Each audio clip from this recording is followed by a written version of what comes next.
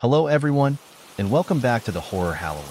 Now I know a lot of you use these videos to sleep, so before you drift off, I thought it would be a fun idea if everyone can leave a comment to let me know where you're listening from in the world. Also like and subscribe if you are enjoying the episodes. It started as a joke, really. Just a bunch of high school kids trying to scare each other. But I'll never forget what happened that night, and sometimes I still wake up in a cold sweat, wishing I hadn't been so stupid. My name is Jake, and this happened 2 years ago when I was 17.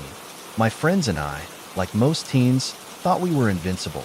We heard about this old urban legend in our town. Something about a ritual you could do in the woods to summon, well, something. No one knew what exactly, but the story always ended with people disappearing or going insane. Just a stupid legend, my best friend Lucas said. It's probably made up to keep kids from sneaking out. But then Amber, the fearless one in our group, grinned. So let's try it, she said. What's the worst that can happen? I wasn't thrilled about the idea, but I didn't want to be the coward. It was supposed to be fun, like one of those spooky games you laugh about later. So we made a plan. Saturday night, we'd sneak out, head to the clearing in the woods just outside of town, and try the ritual. That night, the four of us, me, Lucas, Amber, and Jenna, met up at the edge of the forest. We each brought a flashlight, though the moon was so bright it wasn't really necessary. Lucas had printed the instructions for the ritual from some sketchy website. It was all very specific. Go to a secluded place. Bring a mirror, a candle, and something personal to offer.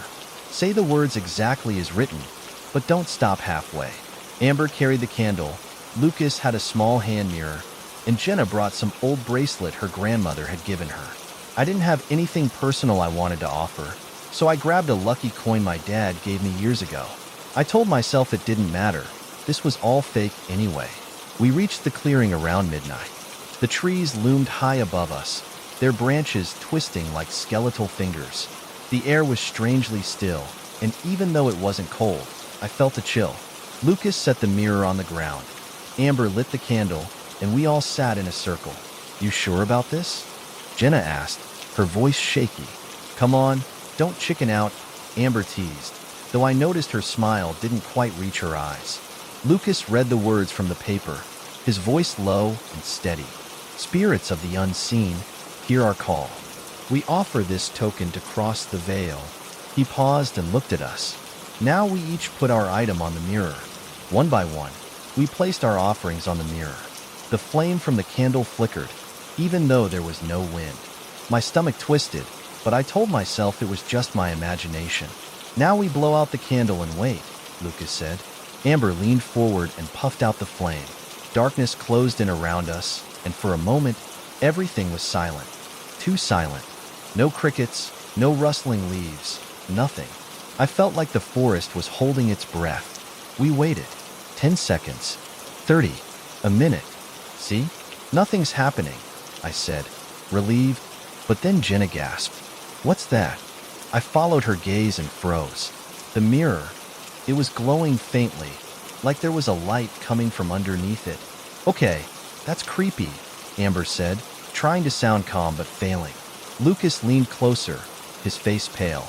It's probably just some weird reflection. From what? Jenna whispered. There's no light out here. And then we heard it.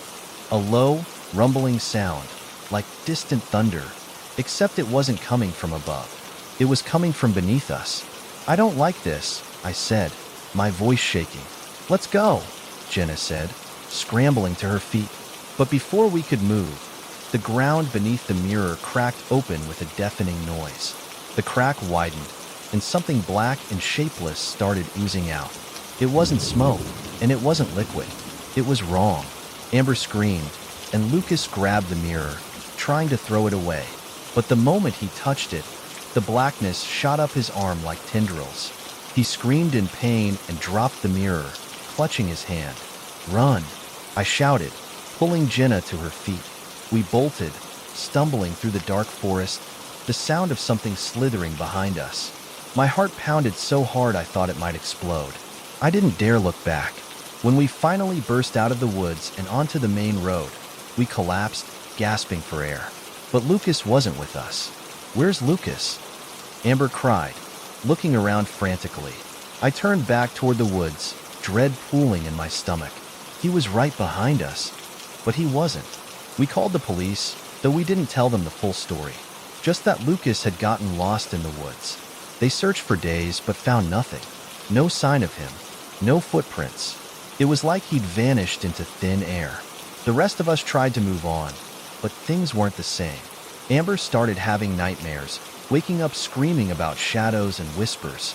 Jenna refused to leave her house after dark. As for me, I couldn't stop thinking about the look on Lucas's face when that thing touched him, the terror in his eyes. A week after it happened, I found the coin I'd offered for the ritual on my bedroom floor. I didn't put it there, and my parents swore they hadn't touched it. I threw it away, but the next day, it was back. And then the whispers started. Late at night, just as I was drifting off to sleep, I'd hear them. Faint, almost like a breeze, but unmistakable.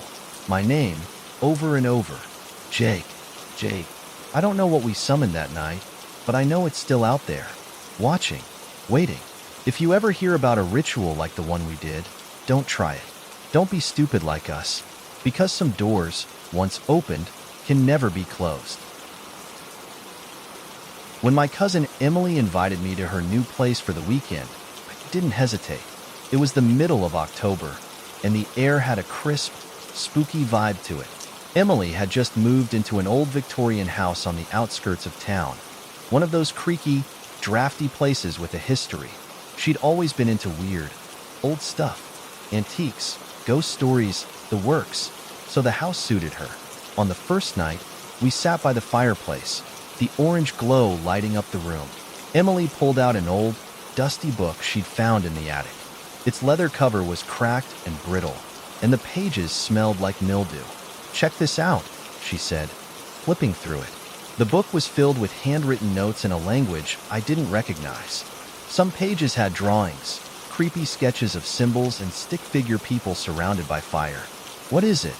I asked, leaning closer.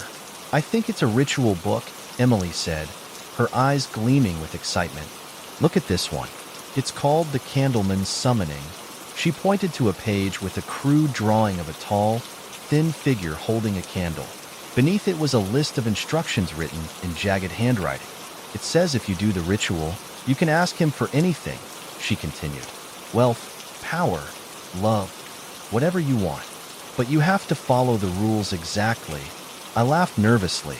"That sounds like a bad idea." Emily smirked. "Oh, come on, Grace. It's just a silly story. What's the harm in trying?" I didn't want to admit it, but something about the book gave me the creeps. Still, Emily had a way of pulling me into her schemes, and before I knew it, I was helping her gather the supplies. 3 white candles, a mirror, and a handful of salt. At midnight, we sat on the wooden floor of her living room.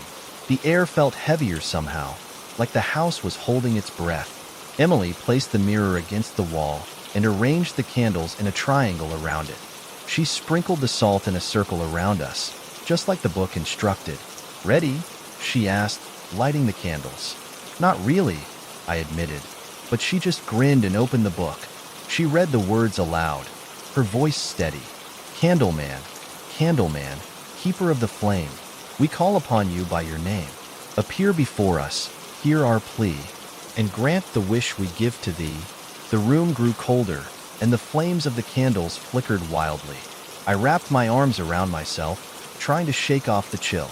Emily closed her eyes and whispered her wish. "I want to know the truth about this house." For a moment, nothing happened. I was about to make a sarcastic comment when the mirror began to fog up, as if someone were breathing on it. Then, slowly, words appeared, written in the condensation. "Leave now." Emily stared at the mirror, her face pale. "Did you see that?" she whispered. Before I could answer, the candles all went out at once, plunging us into darkness. I fumbled for my phone to turn on the flashlight, but Emily grabbed my arm. "Don't move," she hissed. "Why?" I asked, my voice shaking. "Because we're not alone." I didn't want to believe her, but then I heard it. The faint sound of footsteps, slow and deliberate, coming from the hallway. They didn't sound human, too heavy, too rhythmic. like someone dragging something behind them. Emily clutched my hand, her nails digging into my skin. "We need to stay in the circle," she whispered. The footsteps stopped, and for a moment, the silence was deafening. Then a voice, low and gravelly, filled the room. "Who dares summon me?" I turned toward the mirror, and my heart nearly stopped. A figure was standing there, impossibly tall and thin, its face hidden in shadow. In one hand, it held a single candle, the flame unnaturally bright. Emily's voice trembled as she spoke. We wanted to ask. "You have broken the rules," the figure interrupted, its voice echoing like it was coming from deep inside a cave. "What do you mean?" I blurted out, panic rising in my chest. "The salt circle," it said, pointing a long, bony finger. I looked down and felt my stomach drop. The salt circle wasn't complete. There was a gap where Emily had accidentally kicked it while setting up the candles.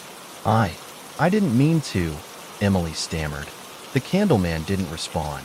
Instead, it stepped out of the mirror, its movements jerky and unnatural, like a puppet on strings.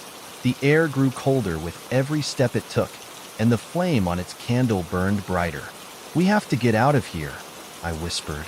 "No," Emily said, her voice firm. "We have to finish the ritual."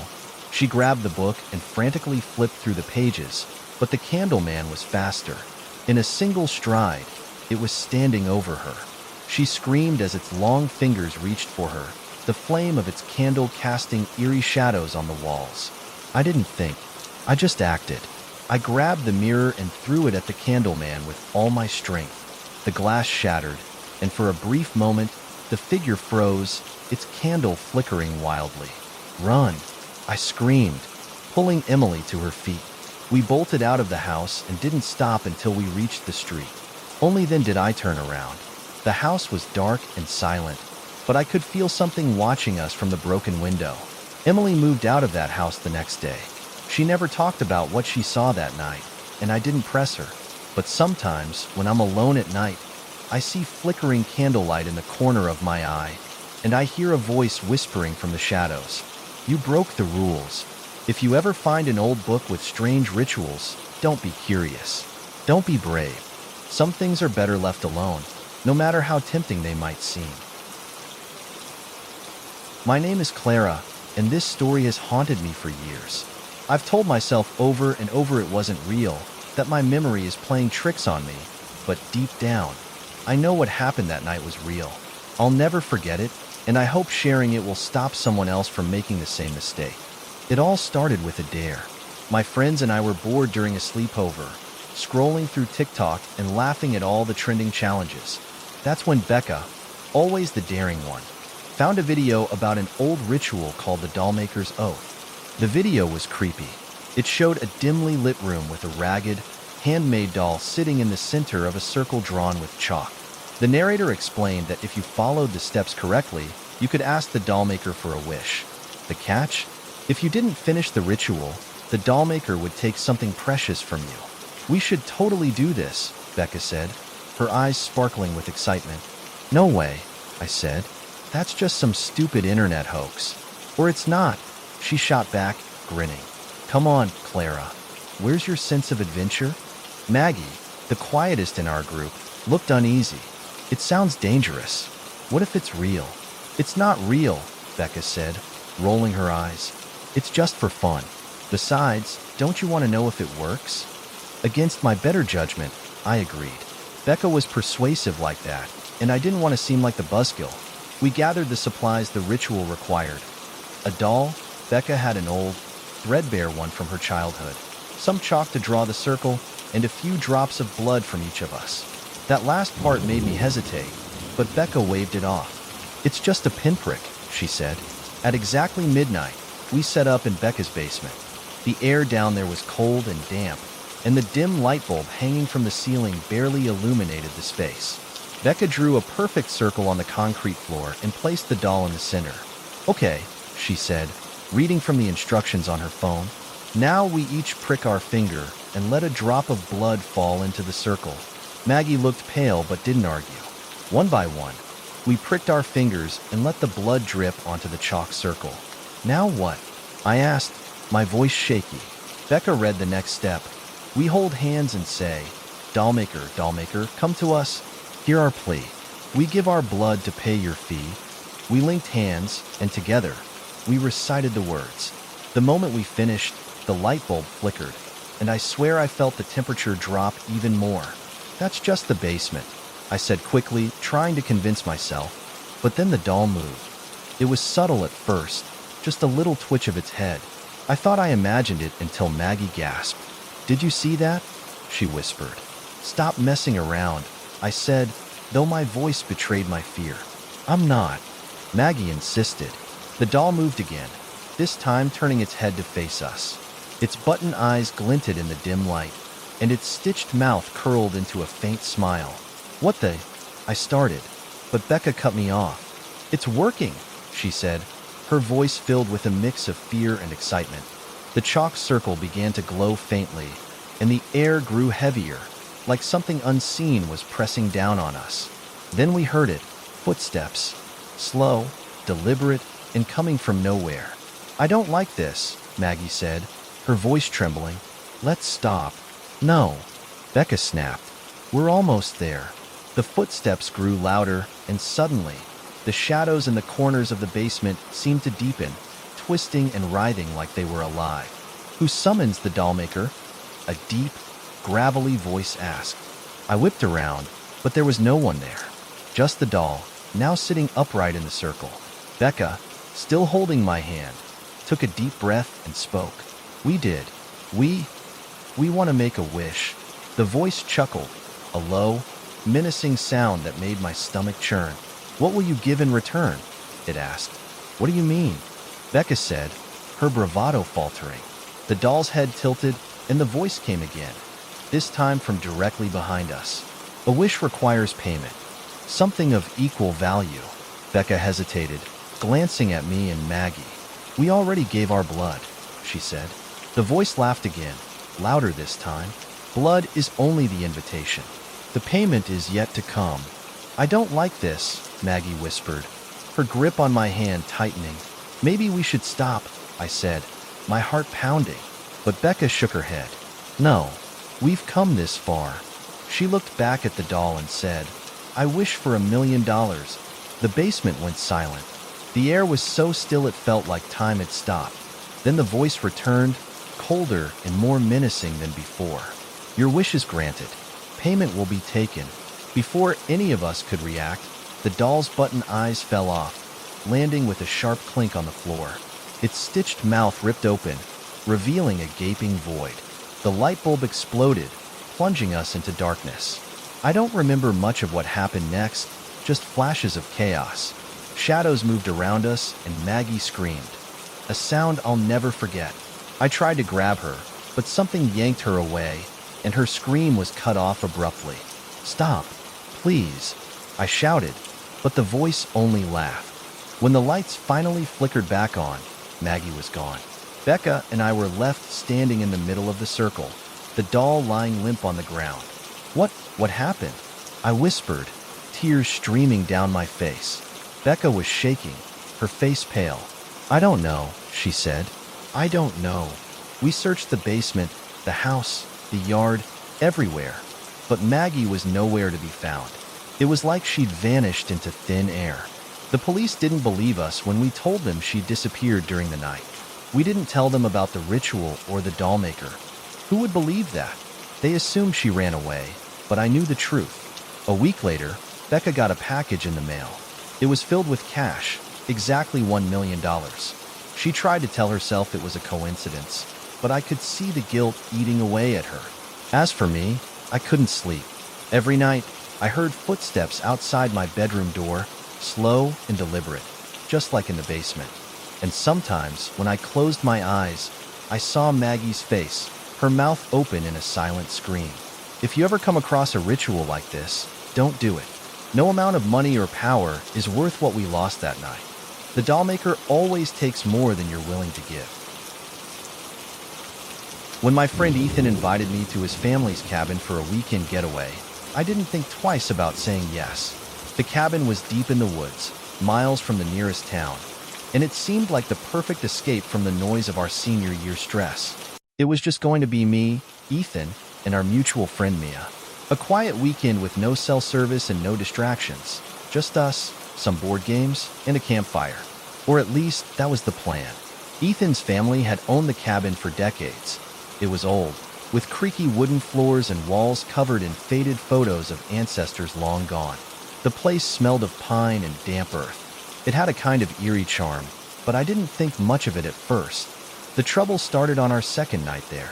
We were sitting around the fireplace, sharing ghost stories. Ethan was halfway through a story about a ghostly hitchhiker when Mia spotted something hanging on the wall above the mantel. "Ethan, what's that?" she asked, pointing to an object that looked out of place among the rustic decor. I followed her gaze and saw it, a mask. It was made of dark wood, its features sharp and angular, with hollow eye sockets and a mouth that curled into a sinister grin. "Oh, that," Ethan said casually. "It's been here forever. My grandpa told me it's some kind of ritual mask from, I don't know, somewhere in Europe. Supposedly, it's cursed." Mia raised an eyebrow. "Cursed?" "Yeah," Ethan said, smirking. "The story goes that if you put it on, it shows you your darkest fear. But if you don't finish the ritual, the fear becomes real." "That's ridiculous," I said, though I couldn't take my eyes off the mask. Something about it made my skin crawl. "Let's try it," Mia said suddenly, her tone a mix of excitement and nervousness. "Are you serious?" I asked, giving her a look. "Come on, Jake," she said, nudging me. "It's just a story. Besides, aren't you curious?" Ethan laughed. "I'm not putting it on. Grandpa always said it was bad luck." But Mia wasn't backing down. "Fine, I'll do it," she said, standing up and reaching for the mask. "Mia, don't," I started, but it was too late. She lifted the mask off the wall and turned it over in her hands. Up close, it looked even creepier. The wood was cracked and worn, and there were strange symbols carved into the edges. "Here goes nothing," Mia said, slipping it over her face. For a moment, nothing happened. Then she froze. "Mia," Ethan said, his voice uneasy. She didn't respond. She just stood there, the mask's hollow eyes staring at us. Then she began to shake, her body trembling like she was caught in a storm. "Mia, take it off," I shouted, jumping to my feet. She let out a blood-curdling scream, a sound that didn't seem human. She clawed at the mask, trying to rip it off, but it wouldn't budge. "Help her," Ethan yelled, and we both rushed to her side. I grabbed the mask and tried to pull it off, but it felt like it was fused to her skin. Her screams grew louder, and then, suddenly, she collapsed to the floor. "Mia," I shouted, shaking her. She gasped, her chest heaving, and the mask finally fell off, landing on the floor with a dull thud. Her eyes were wide with terror, and tears streamed down her face. "What happened?" Ethan asked, his voice shaking. Mia stared at us, her lips trembling. I saw it," she whispered. "Saw what?" I asked.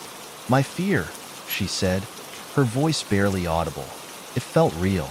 So real. We should have stopped then. We should have left the cabin and never looked back. But curiosity got the better of us." After Mia calmed down, Ethan picked up the mask and inspected it. "It's just a piece of wood," he said, frowning. "How could it make you see anything?"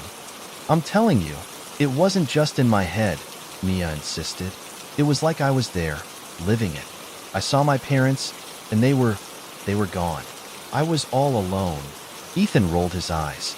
"Sounds like your imagination got the better of you. Why don't you try it then?" Mia snapped, glaring at him. Ethan hesitated, but his ego wouldn't let him back down. "Fine," he said, slipping the mask over his face. I watched as his smirk disappeared. His body went rigid, and his hands clenched into fists. "Ethan," I said, stepping closer. He didn't respond. Instead, he let out a guttural growl, a sound that sent shivers down my spine. He began to thrash, his arms flailing as if he was fighting something invisible. "Take it off," I shouted, grabbing the mask. It wouldn't budge. Ethan's growls turned to screams, and his eyes rolled back in his head. Finally, The mask fell off, and he crumpled to the floor, gasping for air. "What did you see?" Mia asked, her voice trembling. Ethan shook his head, his face pale. "I don't want to talk about it," he muttered. That should have been the end of it, but I couldn't stop thinking about the mask. What could it possibly show that felt so real? I knew it was a bad idea, but something inside me, curiosity, stupidity, I don't know, made me pick it up. "Jake, don't," Mia said, her eyes wide with fear. "I just want to see for myself," I said, trying to sound braver than I felt. Before they could stop me, I put the mask on. It was like falling into a nightmare. One moment I was in the cabin, in the next, I was standing in complete darkness. I couldn't see anything, but I could hear whispers all around me. "Jake, Jake." The voices grew louder, and suddenly, I was back in my childhood home. Everything was exactly as I remembered it, except it was empty. The furniture was overturned, and the walls were smeared with something dark. "Mom? Dad?" I called out, my voice echoing. No one answered. Then I heard it, a low, guttural growl coming from the hallway. I turned and saw a figure standing there. It was tall and shadowy, with glowing red eyes and long, clawed hands. It started walking toward me, its footsteps slow and deliberate. I tried to run, but my legs wouldn't move. The figure reached out, its claws inches from my face, and I screamed. The mask fell off, and I was back in the cabin. My heart was pounding, and I was covered in sweat. "Jake, are you okay?" Mia asked, her voice frantic. I nodded, but I couldn't speak. The image of the shadowy figure was burned into my mind. We didn't sleep that night. We packed our bags and left the cabin as soon as the sun came up. None of us ever talked about what we saw, but I know we all experienced something terrifying.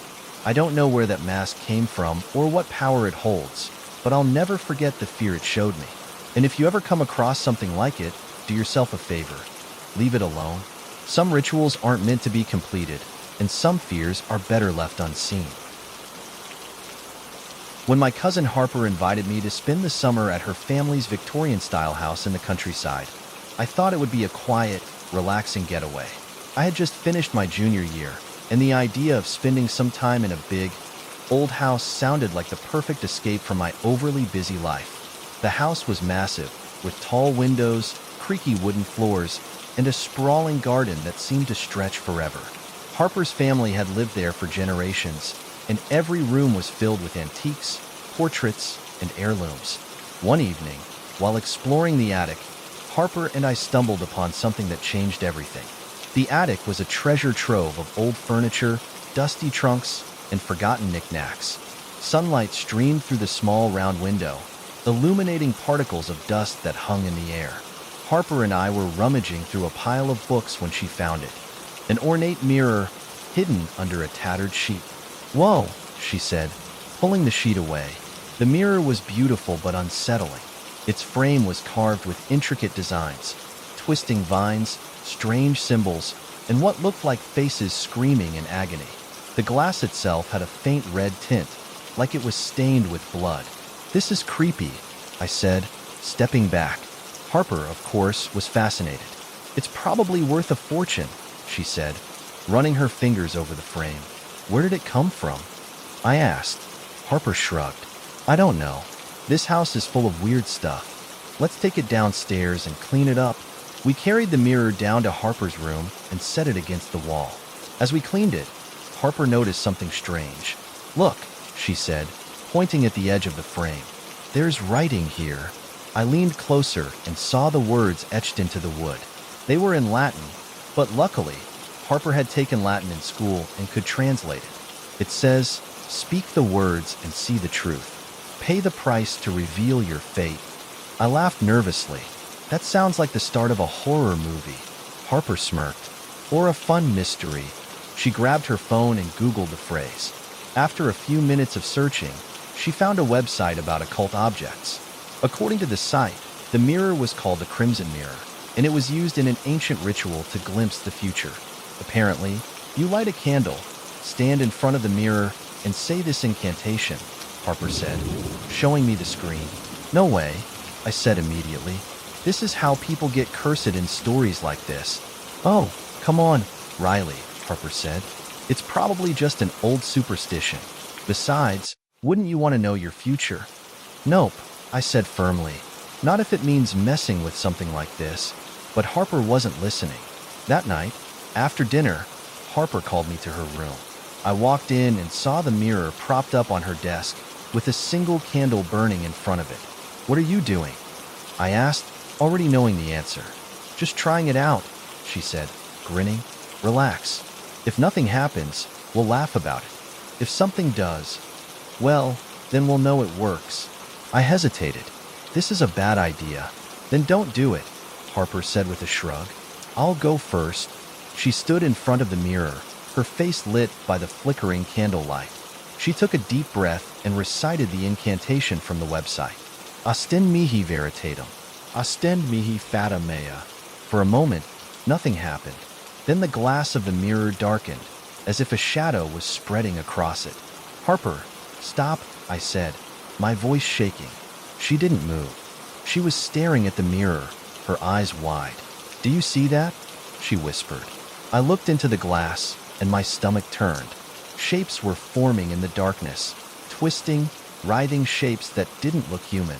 Then, suddenly, the shapes disappeared, and the mirror showed a vivid image. Harper, standing in the middle of a forest, screaming as something dragged her into the shadows. Turn it off, I shouted, grabbing her arm. Harper gasped and stepped back, the connection breaking. The mirror's surface returned to normal, but the room felt heavier, like the air had turned to lead. What was that? I demanded. Harper didn't answer. She was pale, her hands trembling. It was just a trick, she said, though she didn't sound convinced. We should have left it alone, but curiosity got the better of me. Part of me didn't want to believe what we saw was real, and the only way to prove it was to try the ritual myself. The next night, while Harper was asleep, I snuck into her room and stood in front of the mirror. I lit a candle, took a deep breath, and whispered the incantation. Ostend mihi veritatem. Ostend mihi fata mea. The glass darkened immediately, and my reflection disappeared. This time, the mirror showed a different image. Me, standing in Harper's room, surrounded by shadowy figures with glowing red eyes. They were closing in on me, their hands outstretched. I screamed and stumbled back, knocking the candle over. The glass returned to normal, but I couldn't shake the image.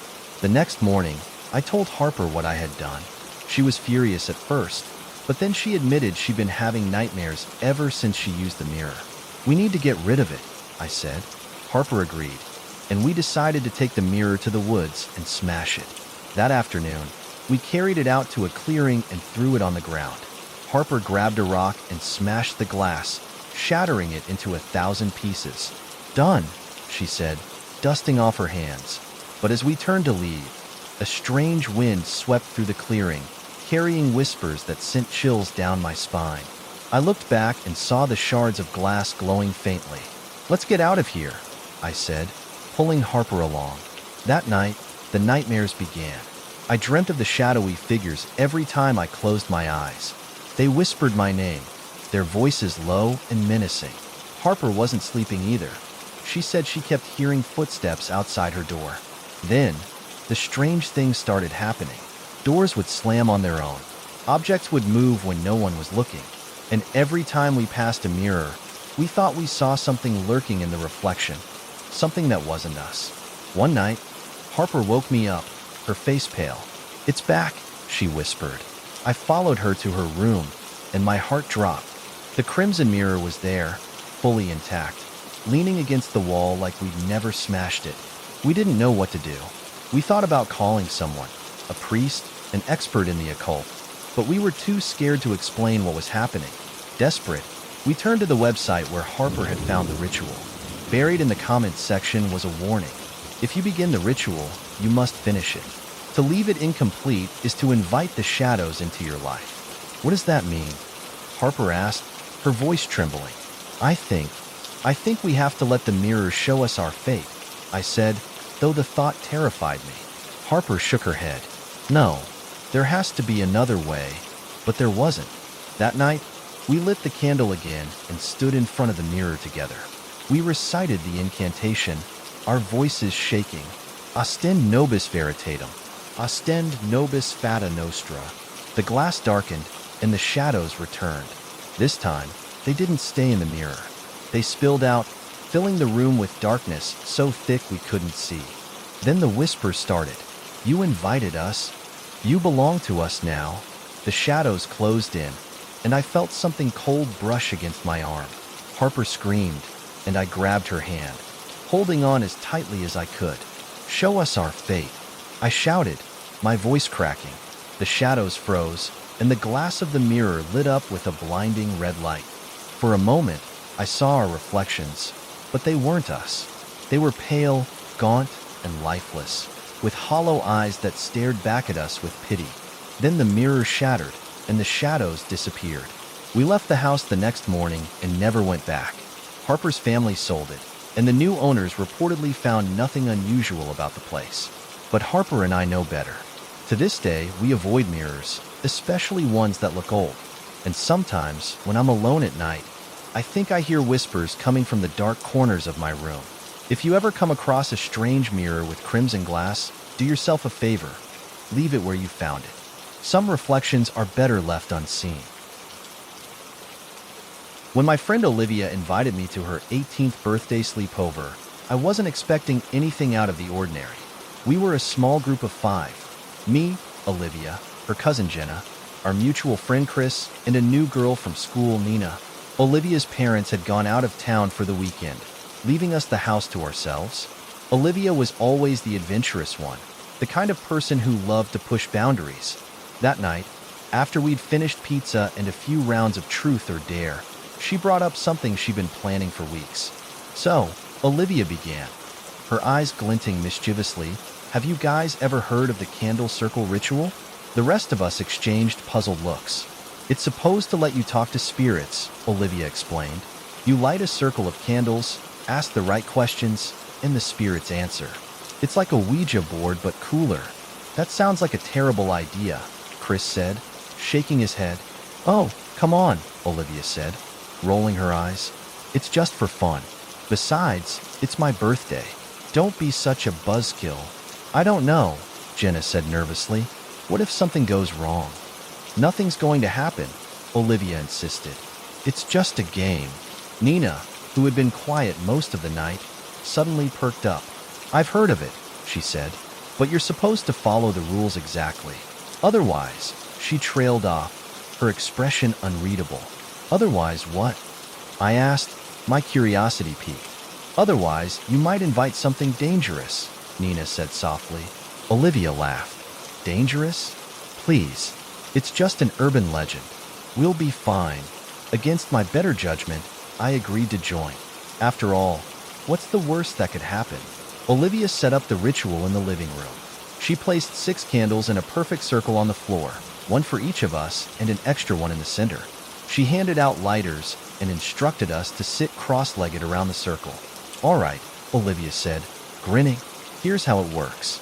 We light the candles, hold hands, and chant the invocation 3 times.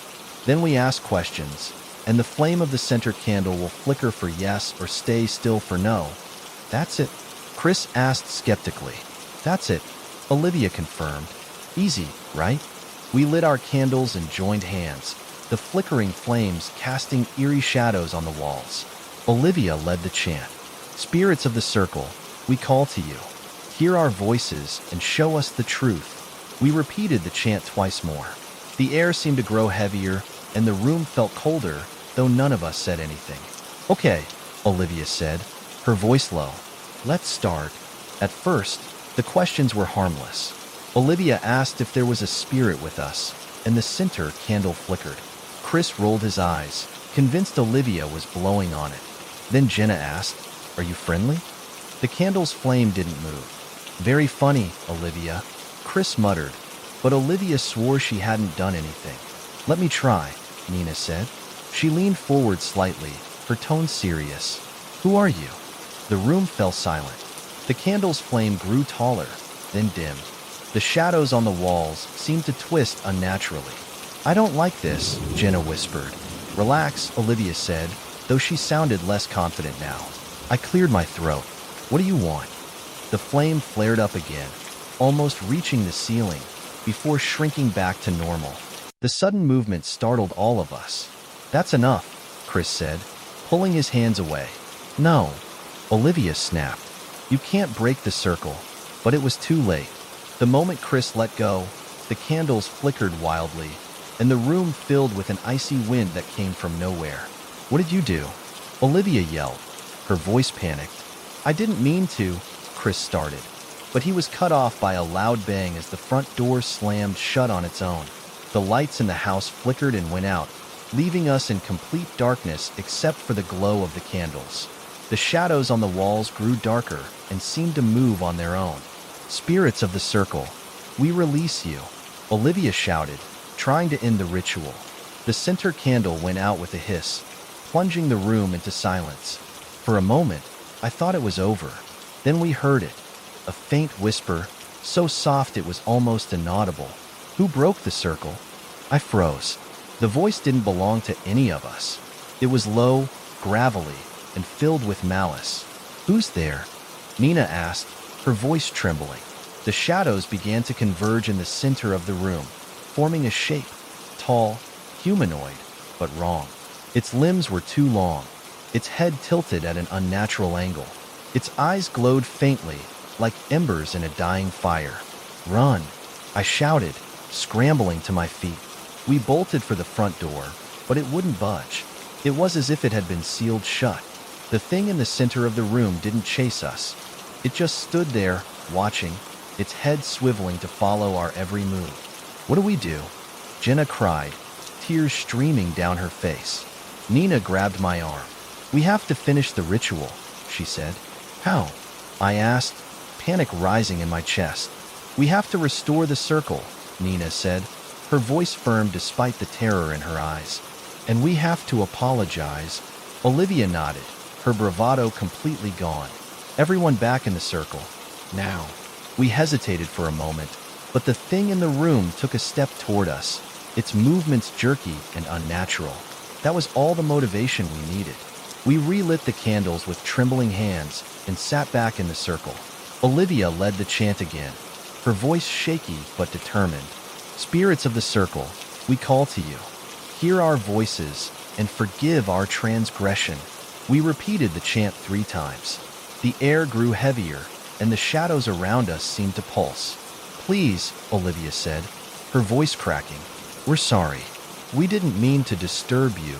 The figure in the center of the room stopped moving. For a long moment, nothing happened. Then, one by one, the candles went out. The room plunged into darkness, and the oppressive weight lifted. When the lights flickered back on, the figure was gone.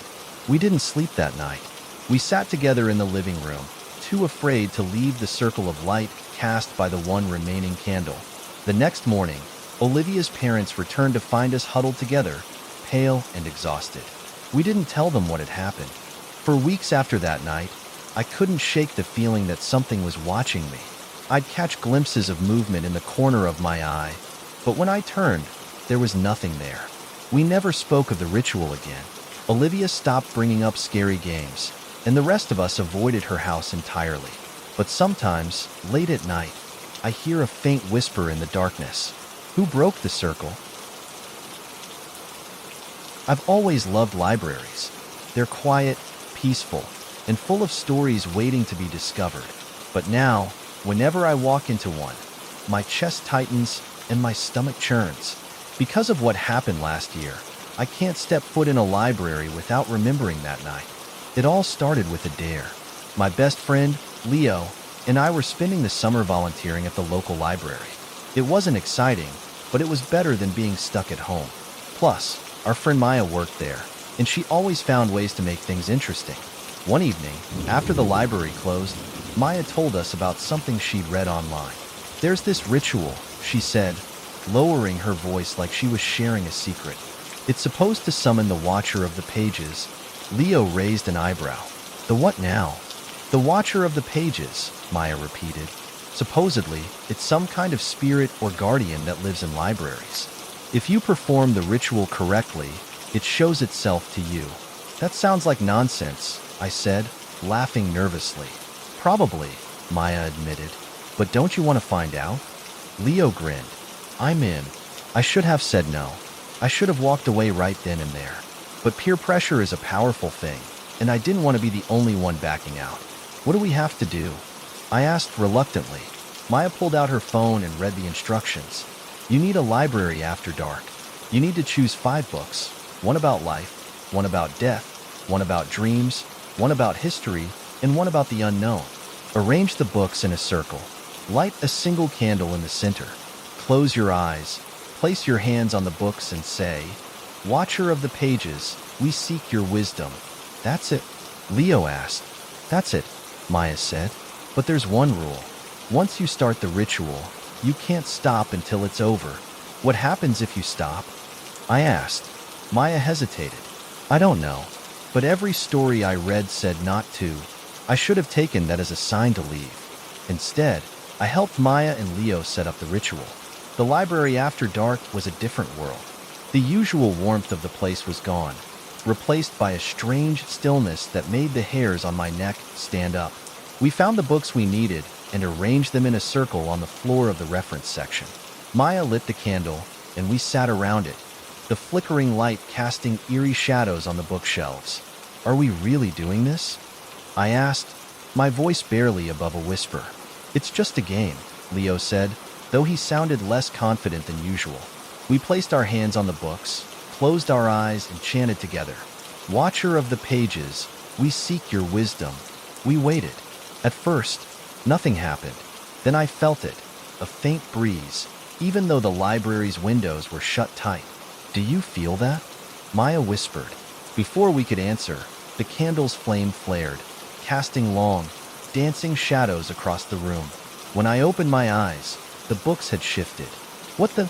Leo started, but Maya shushed him. The books, which had been neatly arranged in a circle, were now in a line. The one about life was at the front, and the one about the unknown was at the end. That's not funny, Maya, I said, my voice shaking. It wasn't me, she whispered. We stared at the books in silence.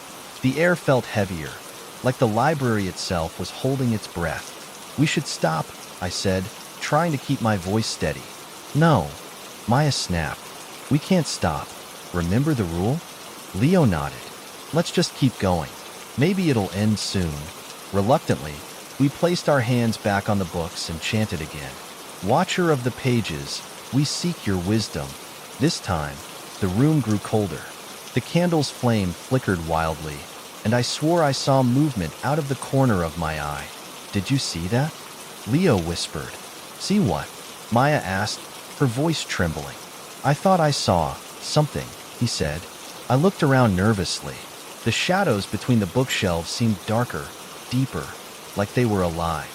The third time we chanted, the candle went out. We were plunged into darkness, and for a moment, the only sound was our breathing.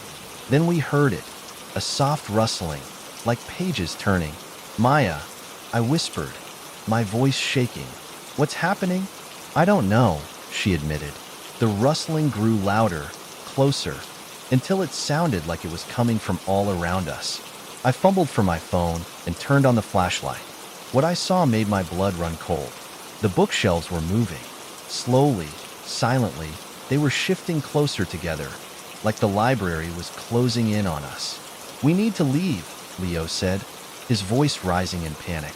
We can't, Maya cried. We have to finish the ritual. How? I demanded. Maya didn't answer. She was staring at the books, her face pale. The one about the unknown had flipped open on its own, its pages fluttering as if caught in an invisible wind. The words on the page were changing, rearranging themselves into a message. Ask your question, or face the consequences. What do we do? Leo asked, his voice trembling. Maya took a deep breath. We have to ask it something. That's the only way to end this. I didn't want to, but I couldn't see any other option. Fine, I said. I'll go first. I turned to the book and asked, Who are you? The pages stopped fluttering. For a moment, there was silence. Then the words shifted again, spelling out a single sentence. I am the keeper of forgotten truths. A chill ran down my spine. Leo went next. What do you want from us? He asked. The words rearranged themselves again. I want what was promised. Your questions and your silence. What does that mean? Maya asked, but the book didn't respond. She hesitated, then asked, what happens if we stop now? The words changed one last time. You will never leave. The shelves groaned, shifting closer, and I realized the message wasn't a threat. It was a promise. End it. I shouted. How do we end it? Maya grabbed the candle and relit it with shaking hands. We have to thank it, she said. And then we have to leave. Quietly, we placed our hands back on the books and chanted one last time. Watcher of the pages, we thank you for your wisdom. We release you. The room fell silent. The shelves stopped moving. The air grew warmer, and the oppressive weight lifted. We didn't wait to see if anything else would happen. We grabbed our things and ran out of the library, leaving the books and candle behind. The next day, we told the librarian about the books we'd left on the floor. When we went to check, they were back on their shelves, perfectly in place, as if nothing had happened. None of us talked about the ritual after that. We avoided the library for the rest of the summer, and when school started again, we pretended it had all been a bad dream. But sometimes, late at night, I hear the sound of pages turning, and I know the watcher of the pages is still waiting. Growing up in a small, tight-knit town, there wasn't much to do on weekends, especially if you were a teenager. Most of the fun came from inventing ways to scare ourselves. Stories about the whispering door were our favorite. Everyone in town knew about it. Hidden deep in the woods on the outskirts, there was an abandoned cabin with a single door at its center. People said if you performed the whispering door ritual, you'd hear the voice of someone who had died. Some said it was a way to connect with lost loved ones. Others claimed it was a trick, that the door didn't speak with the dead but with something else entirely, something that lied. For years, I avoided the stories, chalking them up to small-town superstition. But one night, my friends Ella, Josh, and Maddie convinced me to try the ritual with them. We were seniors, and the idea of one last spooky adventure before we graduated was too tempting to pass up. I heard my cousin tried it last summer, Ella said as we hiked through the woods. The moonlight barely illuminated the narrow path, and the trees seemed to close in around us. She said she heard her grandmother's voice through the door. Josh snorted, or she imagined it. This whole thing sounds fake. You're just scared, Maddie teased, elbowing him. I'm not scared, Josh shot back. I just think it's dumb. But as we approached the cabin, his bravado faded. The cabin was just as creepy as I'd imagined. Small, weathered, and sagging with age. The door stood out, perfectly intact, painted black, with strange symbols carved around its edges. It looked like it didn't belong to the rest of the house. This is it, Ella said, her voice barely above a whisper. The ritual was simple. We needed to sit in a circle around the door, light a single candle, and take turns asking one question each. You had to ask about someone who had passed away, and you could only ask one question. After everyone had taken a turn, you had to thank the door and blow out the candle to end the ritual. Maddie set the candle in the middle of the circle and lit it. The flame flickered, casting eerie shadows across the walls. Who goes first? She asked. Ella volunteered. She leaned forward slightly, her face illuminated by the candlelight. What happened to my aunt who disappeared? She asked. For a moment, there was silence. Then we all heard it, a faint whisper, like a breeze brushing through the cracks in the cabin. But the words were clear. She drowned. The voice said, low and chilling. Ella gasped, covering her mouth with her hands. That was freaky, Josh said, his voice shaking. How did it know? It must be some kind of trick, I said, though I didn't believe my own words. Josh went next. He hesitated before asking, what did my grandpa think of me? The whisper returned, cold and distant. He was proud, it said. Josh stared at the door, his face pale. This is messed up, he muttered. Maddie was next. She asked about her childhood dog, wondering if it had been happy before it died. The voice answered again, whispering something comforting but vague. Finally, it was my turn. My heart was pounding, and I didn't know what to ask. I hadn't lost anyone close to me, and the thought of speaking to a voice from beyond made my skin crawl. But I couldn't back out now. Who are you? I blurted, breaking the rules of the ritual. The whisper fell silent. The candle flickered violently, and the air grew heavy, like something unseen was pressing down on us. "You weren't supposed to ask that," Ella hissed, her eyes wide with fear. The voice returned, louder this time. "Do you really want to know?" it asked, its tone dripping with malice. "No," Maddie shouted, reaching to blow out the candle. But before she could, the door creaked open, just a crack. We all froze. The gap in the door was pitch black, darker than the night outside. Something about it felt wrong, like it wasn't just an opening but a void. "Say thank you," Josh whispered. "End the ritual." But none of us moved. We were too scared. A low growl emanated from the door, followed by a raspy laugh. "You asked, so I'll show you," the voice said. The door opened wider, revealing a figure standing just beyond the threshold. It was humanoid, but its proportions were all wrong. Its limbs too long, its face too smooth, like it had been carved from wax. Its eyes were hollow, and its mouth stretched unnaturally wide into a grin. "Run!" Maddie screamed, bolting for the cabin door. We scrambled to our feet and followed her, leaving the candle burning and the circle broken. The woods felt alive as we ran, branches clawing at our arms and legs like hands trying to hold us back. Behind us, the laughter from the cabin grew louder, echoing through the trees. We didn't stop until we reached the edge of the woods and collapsed onto the ground, gasping for air. "Is everyone okay?" Ella asked, her voice trembling. We nodded, too shaken to speak. But when we looked back at the woods, the path to the cabin was gone. It was as if the forest had swallowed it whole. Over the next few days, strange things started happening. Ella said she kept hearing whispers in her room at night. Josh's phone would randomly play static, even when it was off. Maddie found scratches on her bedroom door, though she lived alone. And me? I started having nightmares about the figure behind the door. In my dreams, it would stand at the foot of my bed, its hollow eyes staring down at me. We tried to forget about the ritual, to pretend it had never happened. But the more we ignored it, the worse things got. One night, Ella called me in a panic. "It's here," she whispered. "What's here?" I asked, my heart racing.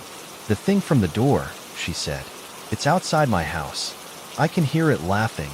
I told her to lock her doors and stay on the phone with me, but the call dropped before she could respond. The next morning, I went to her house. The door was open and Ella was gone. The only thing left was a single black candle on her living room table.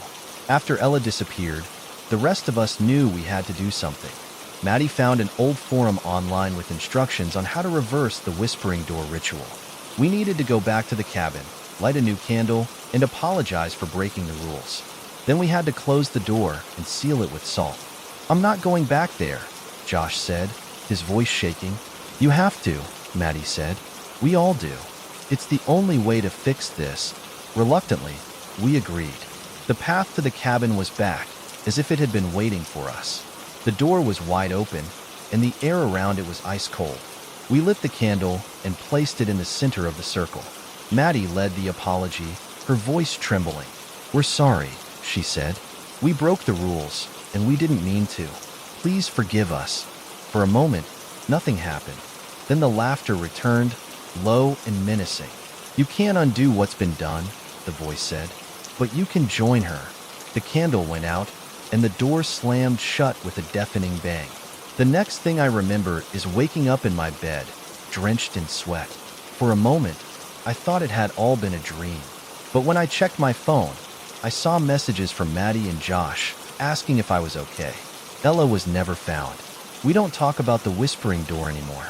None of us have been back to the cabin, and we avoid the woods entirely. But sometimes, late at night, I hear faint whispers outside my window, and I know the door is still waiting. If there's one thing I regret most, it's letting my curiosity get the better of me that night. I was always the skeptic in my group of friends, the one who laughed off ghost stories and rolled my eyes at tales of hauntings and curses. But even the strongest skeptics have a breaking point, and mine was the night we played the mirror game. It started as a joke. My friends Emily, Jake, and Sarah were all crashing at my place for the weekend. It was supposed to be a low-key night, some movies, snacks, and maybe a scary story or two to spice things up. But then Emily brought up the mirror game. "You've never heard of it?" she asked, her tone dripping with mock disbelief. I shook my head. Should I have? Emily grinned, her eyes glinting with mischief. "It's this old ritual. You play it with a mirror and a candle, and if you do it right, you're supposed to see your future. Or the spirit of someone who wants to tell you something important." "Sounds fake," I said, leaning back against the couch. Sarah, always the cautious one, frowned. "It's not fake. My cousin tried it once.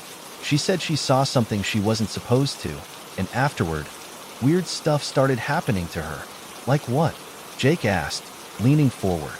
"She wouldn't talk about it," Sarah said, "but she moved out of her house a week later. She said the mirrors were watching her." I rolled my eyes. "Sounds like she just freaked herself out." "Prove it, then," Emily challenged. "Let's play the game. If it's fake, you've got nothing to worry about." I wanted to say no. Something about the way Sarah's face had gone pale unnerved me, but I didn't want to be the one to back down. So I shrugged and said, "Fine, let's do it." The rules were simple, Emily explained as we gathered supplies. You needed a mirror, a candle, and a dark room. You had to light the candle and place it in front of the mirror. Each person would take a turn asking the mirror a question. You had to keep your gaze on your own reflection while you asked. Whatever you see or hear, you can't look away until your turn is over. It sounded easy enough, but as we set up the game in my basement, I couldn't shake the feeling that we were making a mistake. The room felt colder than usual, and the flickering candlelight made the shadows seem alive. Emily volunteered to go first. She sat cross-legged in front of the mirror, the candle casting an eerie glow on her face. "What's my future?" she asked, her voice steady. We all watched the mirror, waiting for something to happen. At first, there was nothing, just Emily's reflection staring back at her. But then the shadows in the glass seemed to ripple, like water disturbed by a stone. Emily gasped. "I see a wedding," she whispered. "But it's wrong. The groom's face." She stopped, her eyes wide with fear. "What about the groom?" Jake asked, leaning closer. Emily shook her head. "I don't want to talk about it." She blew out the candle and scooted back, her hands trembling. Jake went next. He tried to laugh it off, pretending he wasn't nervous, but I could see the tension in his shoulders as he lit the candle and stared into the mirror. "Will I be successful?" he asked. The ripple effect returned, and Jake's reflection began to blur. His face twisted into something unrecognizable, a warped, grotesque version of himself. "What the hell?" he muttered, leaning back. The reflection grinned at him, its mouth stretching unnaturally wide. "Stop looking!" Sarah shouted, her voice breaking. Jake tore his gaze away, grabbed the candle, and blew it out. He refused to tell us what he'd seen after that. By the time it was Sarah's turn, she was shaking. "I don't want to do this," she said. "You don't have to," I told her, feeling a pang of guilt for letting things go this far. But Emily shook her head. "If she doesn't finish her turn, the game won't end properly. That's the rule." Sarah hesitated, then reluctantly took her place in front of the mirror. "Who's watching us?" she whispered. The reflection didn't move. But behind Sarah, in the dim light, something shifted.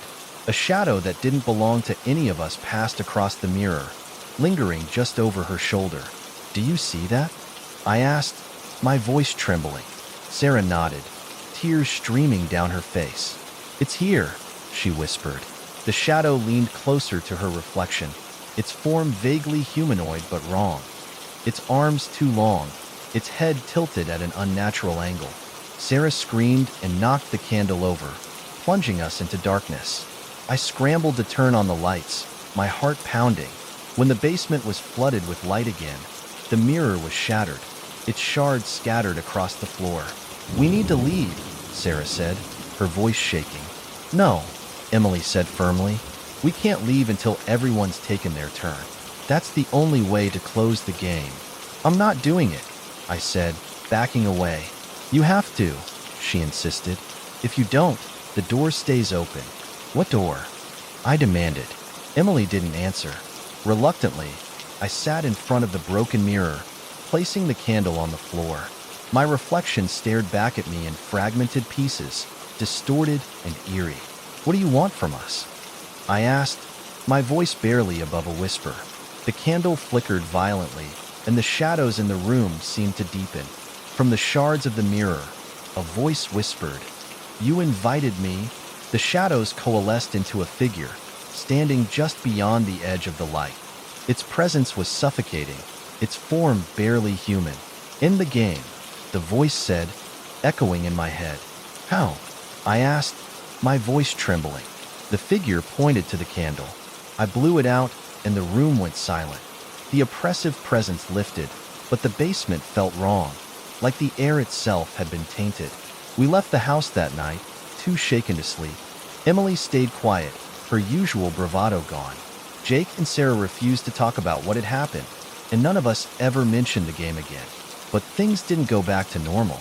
Over the next few weeks, strange things started happening. Emily said she kept seeing her distorted reflection in windows, even when she wasn't near a mirror. Jake's shadow would stretch unnaturally long, even in broad daylight. Sarah swore she could hear faint whispers every time she turned off the lights. And me? I started dreaming about the figure in the mirror. In my dreams, it would stand at the foot of my bed, its hollow eyes watching me. One night, I woke up to find the mirror in my room cracked, even though it had been perfectly fine the day before. Written in the condensation on the glass were 3 words. "You invited me. I don't keep mirrors in my house anymore." In my hometown, autumn always brought a sense of magic with it.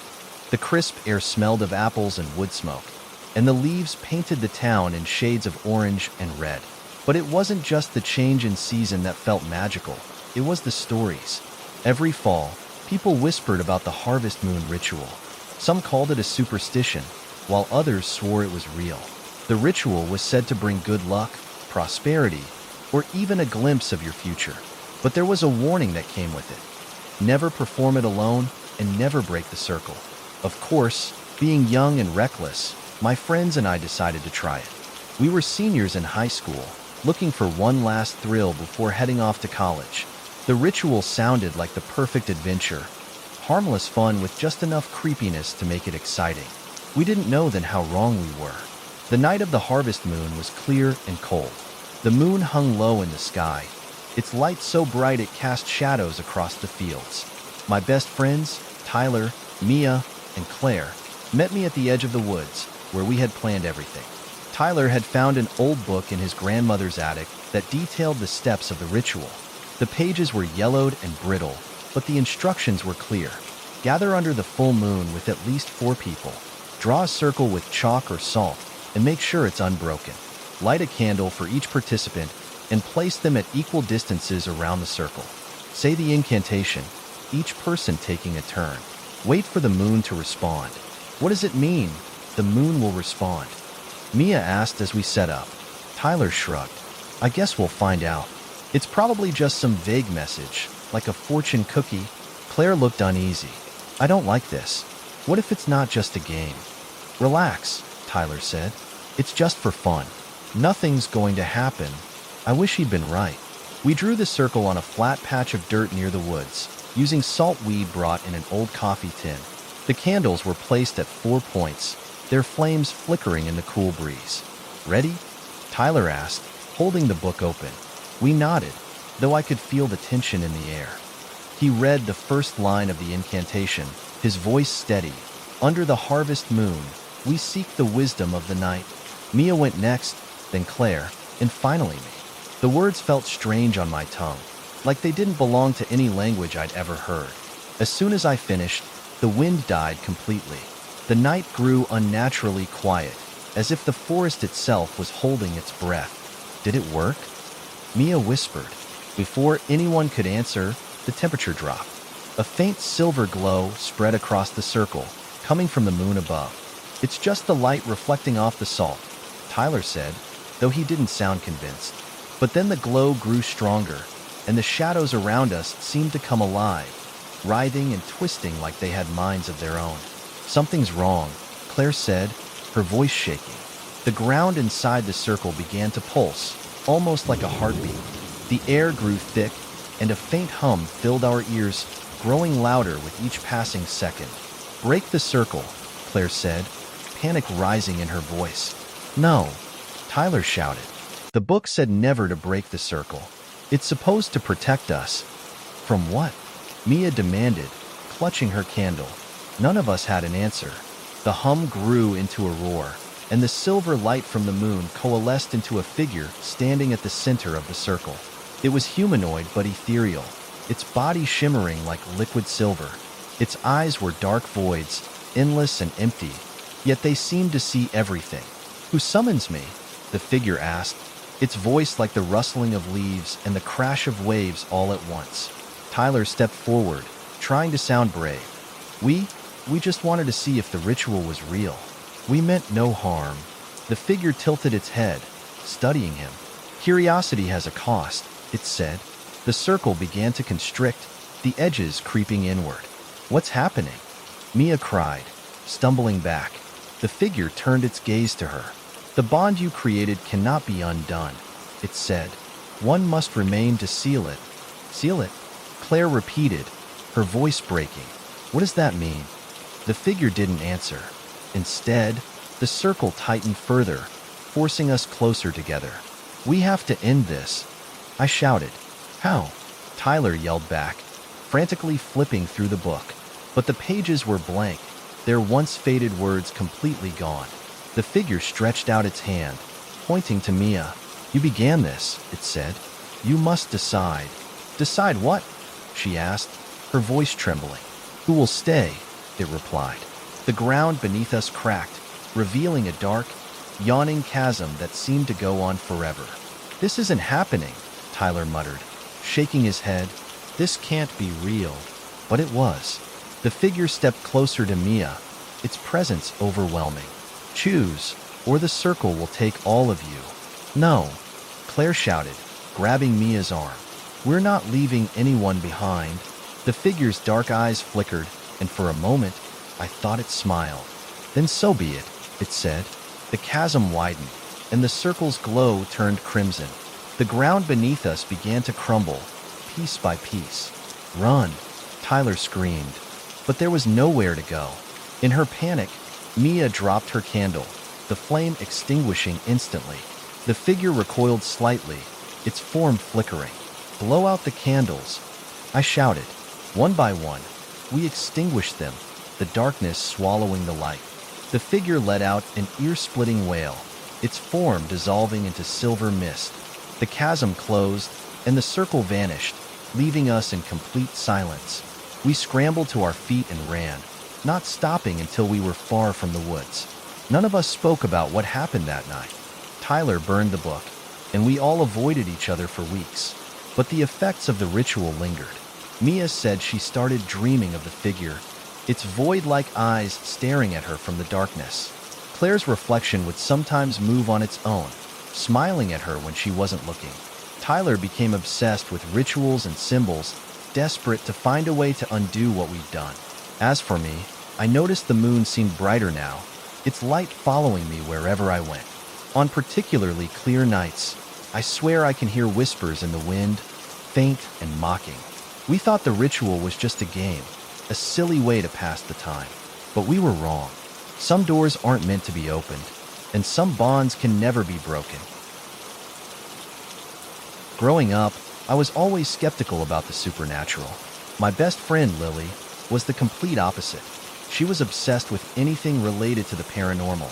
Ghosts, rituals, Ouija boards. She believed it all. I never took her seriously, always brushing off her stories as exaggerations or imagination. But the year we turned 16, everything changed. It started innocently enough. One evening, as we sat in my room, Lily pulled out a yellowed, leather-bound book she had found at a second-hand bookstore. She claimed it was an old ritual book, filled with ancient spells and ceremonies for wishes, prosperity, and even summoning spirits. Of course, I rolled my eyes. But Lily insisted that the candlelit wishing ritual was the most powerful of them all. "You just have to try it once, I promise you. It's harmless," she said, her voice almost pleading. "All it requires is a candle, a personal item, and a wish." I laughed. You're telling me you want us to perform some ridiculous ritual with candles and stuff? That's a recipe for disaster. But Lily wouldn't let up. She told me about how, in the book, it said that if the ritual was performed correctly, the wish would be granted. But only if the ritual wasn't disturbed, and if the one making the wish was pure of heart. Let's just do it, okay? If nothing happens, we'll laugh about it later. No harm done. Reluctantly, I agreed. What harm could a candlelit ritual do? That night, we gathered everything we needed. One white candle, a personal item from each of us. Mine was a ring my grandmother had given me, and Lily's was a necklace her mother had worn as a child, and the book, which we placed in the center of the room. We dimmed the lights, leaving only the flickering candle to light the room. Lily read aloud from the book, her voice serious, almost reverent, as she chanted the words. By flame and will, your wish is true. I call the forces, old and new, with hearts so pure and hands held tight. Grant my wish, this very night. For a moment, nothing happened. We waited in silence, the only sound being the soft flicker of the candle's flame. But then, something strange occurred. The flame grew taller, flickering erratically as though caught in an unseen wind. It danced and wavered, casting long, twisting shadows around the room. I looked at Lily, who was staring at the candle, her face pale. Is this normal? I whispered. Lily didn't respond. Instead, she motioned for me to be quiet. Her gaze was fixed on something near the flame, something moving in the shadows. I turned my head, but there was nothing there. Is anyone here? Lily asked, her voice barely a whisper. She sounded like she was speaking to the air itself. I was about to tell her to stop acting crazy when the candle flickered again. The shadows seemed to stretch unnaturally, and I felt a chill sweep through the room, as though the temperature had suddenly dropped. Lily, I think we should stop, I said, my voice trembling. But Lily's eyes were wide now, focused on the candle. It's working. We can't stop. If we break the ritual, the wish won't be granted. The forces have been called. I wanted to run, but I was frozen. The air felt thick, and the shadows in the room began to feel wrong. There was something in them, something that didn't belong. And then, the candle's flame exploded. It didn't just flicker. It burst out of control, sending a wave of heat toward us. I gasped and pulled back, but the flame didn't burn. Instead, it twisted, shaping into a ball of fire that hovered in midair. Lily reached toward it, her eyes wide with awe. I told you it would work. But something in me screamed that it was wrong. This wasn't right. The ritual wasn't supposed to be like this. The flame shifted, forming into a face. A shadowy, distorted face with eyes too dark to see, but somehow still watching us. It grinned, its smile twisted and malicious, like it knew something we didn't. Lily laughed. This is amazing. It's responding. It's giving us our wish. But I felt sick to my stomach.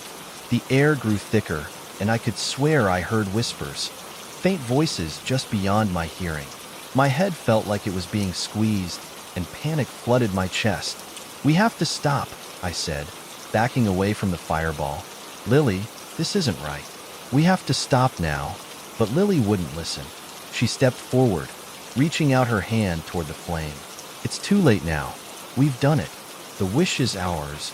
No, I screamed. Lily, please. But it was too late.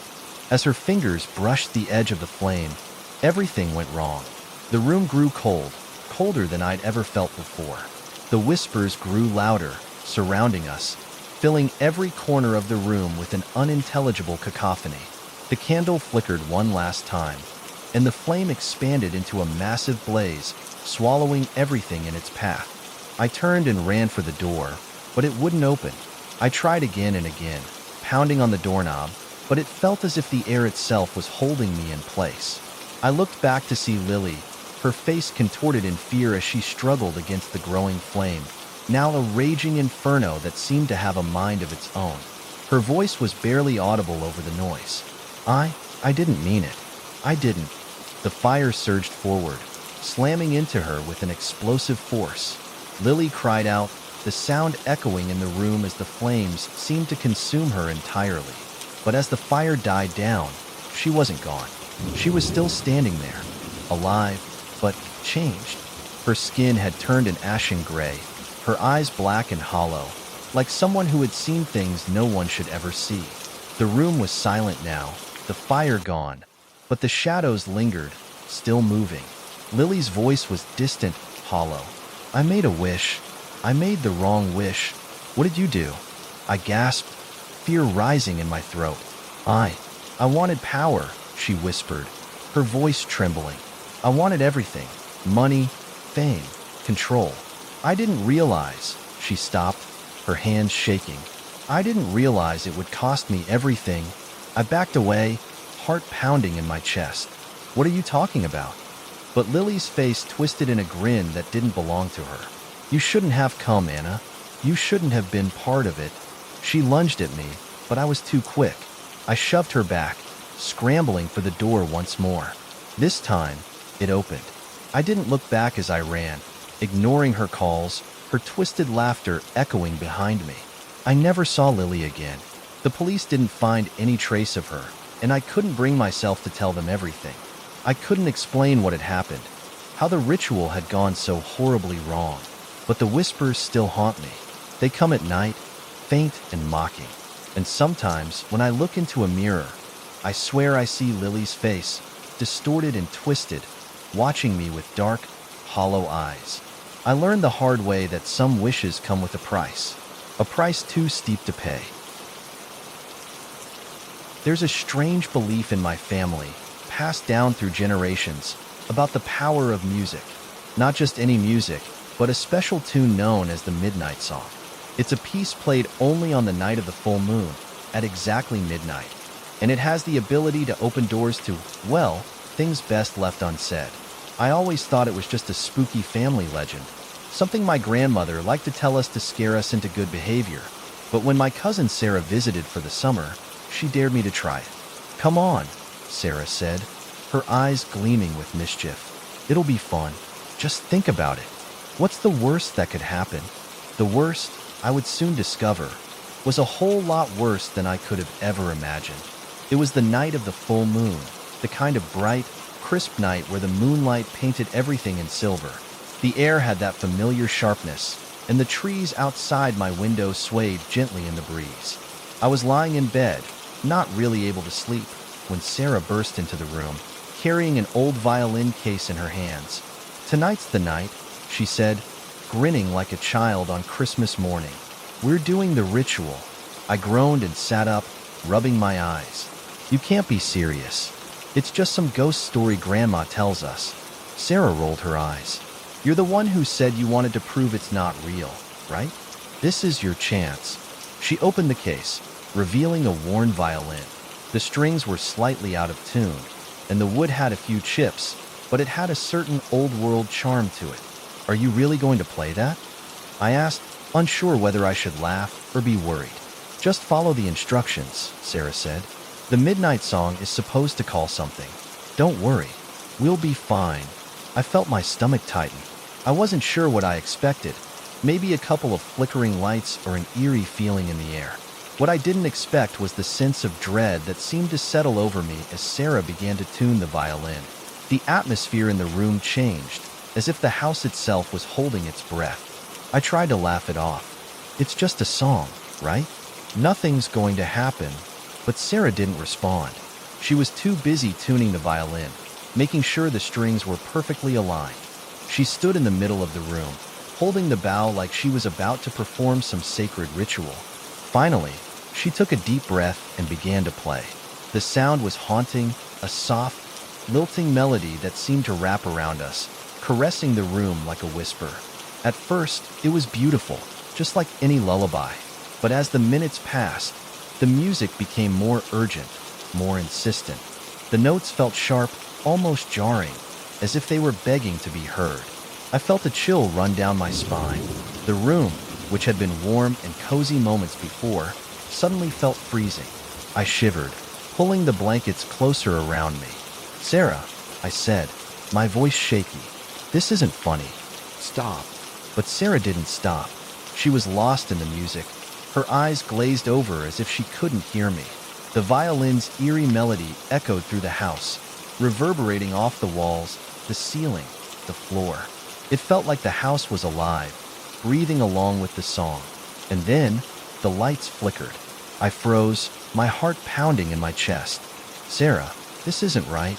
But she didn't seem to hear me. Her hands moved faster, the bow jerking across the strings with greater intensity. The song was no longer just a song. It was a command, something pulling at the very air around us. And then, something answered. At first, it was subtle, a whisper, soft like the rustling of dry leaves. But then the whisper grew louder, more distinct, as if a voice was speaking from somewhere deep within the house. I couldn't understand the words, but the sound sent waves of nausea through my body. Sarah, I screamed, my voice high-pitched with panic. We need to stop. But Sarah was beyond hearing me. Her eyes were wide and unfocused, her body swaying as if she was in a trance. The room felt like it was closing in on me, the walls pressing in, the air thick and suffocating. The whispers grew louder. They weren't just coming from the house anymore. They seemed to be coming from everywhere. From inside the walls, under the floorboards, from the very air itself. And then, I saw it. A figure, thin and shadow-like, materialized in the corner of the room, its body barely visible in the dim light. At first, I thought it was my imagination, the result of too many horror movies. But as the figure stepped forward, I saw it clearly. It was tall, impossibly tall, with long, spindly arms and glowing red eyes. Its face was covered in shadows, but I could feel it watching me, studying me. I screamed, trying to run for the door, but it was locked. The figure moved closer, its feet silent on the floor, its long fingers reaching for me. I backed away, my legs trembling, my chest tight with terror. Sarah, I cried again. Sarah, please, snap out of it. But she didn't hear me. She was still playing, her fingers moving mechanically over the violin, the melody speeding up, more chaotic now. The music filled the air, louder and louder, drowning out everything else. The figure lunged. I barely had time to react. The thing's hand shot out, grabbing my wrist with a grip so cold it felt like my bones were being frozen. I cried out in pain, struggling to pull free, but the thing's hold was unyielding. Stop playing. I screamed, and finally, something in Sarah's expression shifted. Her eyes, which had been vacant, blinked rapidly, as if waking from a deep sleep. The violin wavered in her hands, and for the first time since she started, she looked at me, truly looked at me, as though she was seeing me for the first time. The figure hissed, a sound so low and menacing that it made my skin crawl. Its grip tightened, pulling me toward it. Sarah, please, I begged. Her hands trembled, and she dropped the bow. For a moment, the room was dead silent. The whispers stopped. The figure faltered, its glowing eyes narrowing. With one last, desperate act, Sarah threw the violin to the floor. The music stopped. The figure let out a terrible, inhuman screech as it was dragged back into the shadows, its form dissolving like mist. The air felt lighter, the oppressive pressure lifting, but I couldn't breathe. My chest was tight, my hands shaking uncontrollably. I stumbled back, collapsing onto the floor. What was that? Sarah sat down beside me, her face pale, her breathing shallow. She looked as if she had seen something beyond human comprehension, something that would haunt her for the rest of her life. I don't know, she whispered. It was the midnight song. It was real. We shouldn't have done it. The room was silent now, save for the sound of our breathing. But the feeling, the sense that something wasn't quite right, lingered in the air. I couldn't shake the feeling that, despite everything, the thing we had summoned wasn't truly gone. We didn't talk about it again. Not really. But every full moon since then, when the moonlight spills across the ground and the shadows stretch just a little too far, I feel the music, soft, distant, calling, waiting. And I know that someday it will come back. And this time, I might not be able to stop it. It was the summer of my sophomore year when things started to get strange. I'd always been one for urban legends and ghost stories. Those were the types of things my friends and I would talk about late at night when we were bored. but I never truly believed in them. Sure, I'd get scared watching horror movies, but I knew they were just that, movies. Fiction. Then, my friend Alex introduced me to something that would change everything. He was a bit of an oddball, the type of kid who always had a dark curiosity about the world, always searching for something more than the ordinary. Alex was the one who first brought up the circle of silence. It's a ritual, he explained, his eyes alight with excitement. An ancient one. It's supposed to connect you with something beyond this world. But you have to be careful. There's a price for everything. I remember laughing it off. So what? It's like a seance or something. What's the point? The point, Alex said, is that it lets you ask any question, and the answer will come. If you're worthy of it. He leaned in closer. But it's not just any question. It has to be something important. And if the circle is broken, if the ritual is disrupted, there are consequences. At this point, I was laughing, but also a little intrigued. I mean, I'd heard of rituals before, but they always seemed like something out of a cheesy horror movie, right? So, what harm could it possibly do to try it once? That night, Alex and I gathered in his backyard. The moon hung low in the sky, casting a soft, eerie glow over everything. We were joined by two other friends, Mia and Jake, neither of whom seemed particularly concerned about the ritual. Mia, always a skeptic, kept teasing Alex, while Jake was too busy trying to impress everyone with his knowledge of dark arts. He'd read a couple of books and was convinced he knew everything. Alex handed me a small black candle and told me to hold on to it. It's part of the ritual, he said. It'll help create the circle. We stood in a square formation, facing each other, and I was the last one to take my place. Jake, the self-proclaimed expert, pulled out a piece of chalk from his pocket and began drawing a large circle on the ground, marking the edges with runes that didn't make sense to me. There's no turning back after this, he said with a serious tone. I still don't understand why we're doing this, I said, my voice wavering slightly as I looked at the strange markings on the ground. Alex smiled cryptically. It's a way to get answers. Answers that can't be found any other way. I had no idea what that meant, but I was too curious to back out now. Jake lit his own candle, and we all stood there in the dark, surrounded by the drawn circle. The atmosphere felt heavy, as though the air had thickened. We need to remain silent, Alex whispered, his voice barely audible. Once the circle is formed, there can be no interruptions. No talking, no moving. The question must be asked only when the time is right. He looked at each of us in turn. Understood? We all nodded. I don't know why, but the weight of his words made me uneasy. The wind picked up, rustling the trees in the distance, but the night was otherwise still.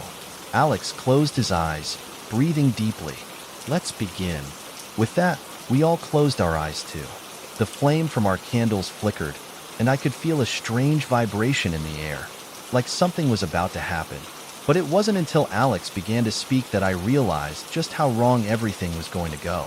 His voice was low, almost a chant, as he recited words I didn't understand. It sounded like a prayer, but the words were foreign, ancient. My heart began to race.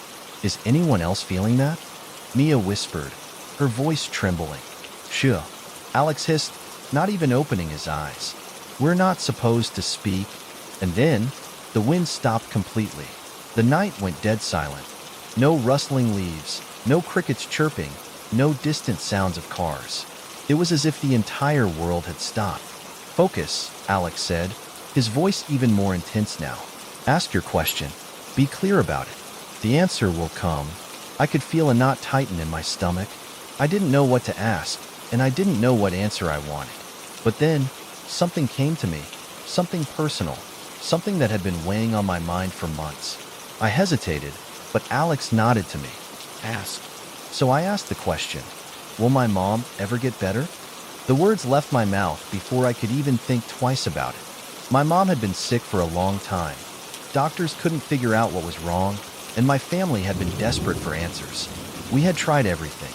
The air shifted. For a moment, there was no response, just an eerie stillness. But then the candle flames flickered wildly. And just like that, the answer came. A whisper, cold and guttural, rose from the center of the circle. It wasn't a voice I recognized. It wasn't even a human voice. It was something darker. It sounded like the wind, but with words buried within it. No. I froze. The voice felt like ice had been poured down my spine. No, I whispered, almost afraid to ask for clarification. But the voice continued, louder now. No, she will never recover. But you will have the power to make her, if you are willing to sacrifice. The wind picked up again, and the whispers became more frantic. The ground beneath me seemed to tremble, like an earthquake was building, and my heart pounded in my chest. I didn't ask for that, I shouted, stepping back. We didn't ask for this. But the voice continued, a harsh cackle now accompanying the words. You have asked for the wrong thing. A price must be paid. Suddenly, I felt something grab my arm. Cold, ice-cold fingers wrapped around my wrist. I screamed, jerking back, but whatever it was held on tightly. Mia, Jake, Alex helped, but they didn't respond.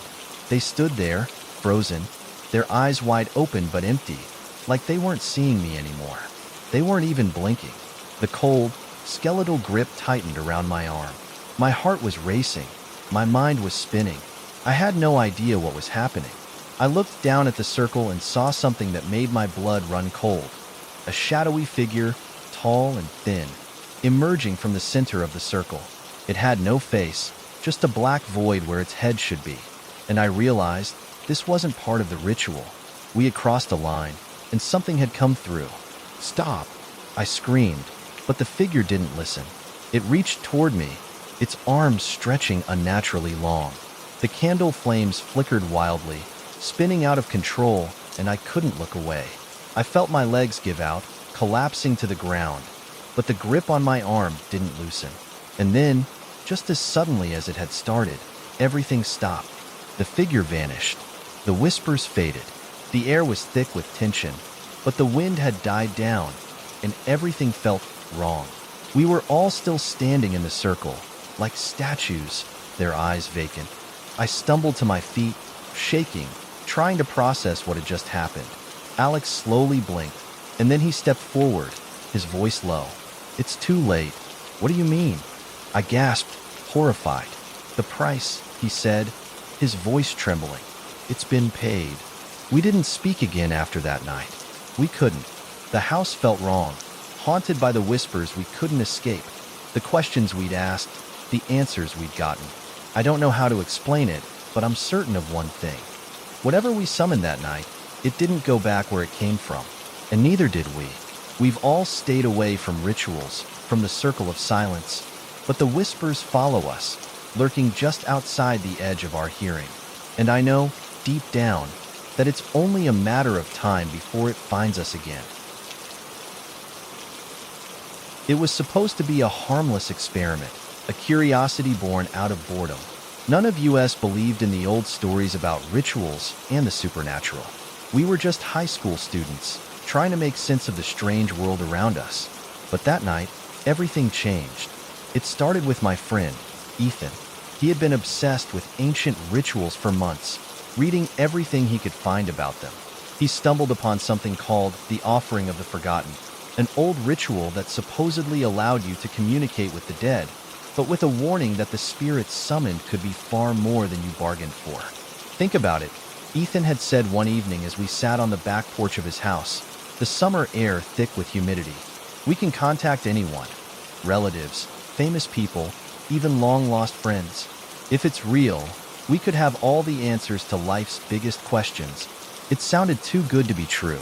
It always did when Ethan spoke about his strange finds. He was the kind of guy who loved a good mystery, but I wasn't so sure I wanted to be a part of it. Still, I couldn't help but feel curious, especially when Ethan promised it would be safe, as if that word could somehow make everything all right. The ritual, as he explained it, required a few simple things: a candle, an offering, preferably something meaningful, and a few words to speak aloud. The offering was to be placed on a small altar, a table covered with an old cloth, with just enough space for the candle and whatever personal item you wanted to use. Ethan had insisted that we do the ritual that weekend, saying it would be the perfect opportunity for us to test it out. I wasn't sure what we were testing exactly, but the idea of uncovering something we weren't supposed to know was tempting. So, reluctantly, I agreed. That night, the moon hung low, casting a silvery glow over the empty field behind Ethan's house. He had set up everything in his basement, away from the eyes of his parents. The room smelled faintly of mildew, and the faint buzzing of the light bulb overhead added to the unease that hung in the air. "We have to do it exactly right," Ethan warned us as he lit the candle. "If we mess up even one step, things could go wrong. So pay attention." I rolled my eyes, but part of me was already on edge. My other friends, Jake, Olivia, and Mia, were standing quietly, watching Ethan intently. They were all in. There was no backing out now. Ethan placed an old, chipped teacup in the center of the small wooden table. It was from his grandmother, a relic he said had been passed down through generations. He handed each of us a small item to place near the candle, something significant to us. It could be anything, a piece of jewelry, a favorite book, an old photograph. I had chosen an old locket my mother had given me before she passed away. She had always been the one to tell me stories about spirits, ghostly legends, and rituals. I didn't want to admit it, but I was starting to feel uneasy, as if something was watching us. "We have to be silent for this," Ethan said as he lit the candle. "No talking, no laughing. The spirit needs to focus on us, or we'll anger it." He recited the words aloud, the chant rolling off his tongue with unnatural fluency, despite it being a language none of us recognized. The room seemed to grow colder as the candle flickered, casting strange shadows on the walls. The air was thick, and I swear I could hear something faint, like a low hum coming from the floorboards. "Is everyone ready?" Ethan asked, his voice low. His eyes gleamed with an intensity one had never seen before. We nodded, unsure whether to trust him or not, but there was no turning back now. Suddenly, the candle flickered wildly, almost as if it were about to go out. The hum in the room grew louder, and I felt a cold shiver run up my spine. I wanted to laugh it off, to brush it aside as nothing, but something in the air told me it wasn't just a game anymore. Ethan's voice was now shaky as he spoke the final words of the ritual. He had barely finished before the room seemed to grow completely silent. And that's when it happened. There was a sudden, violent gust of wind that blew through the basement, despite the windows being shut tight. The candle went out. The air grew frigid, and the faint smell of something rotten filled the room. I felt my heart start to race, and I stood frozen, unable to move.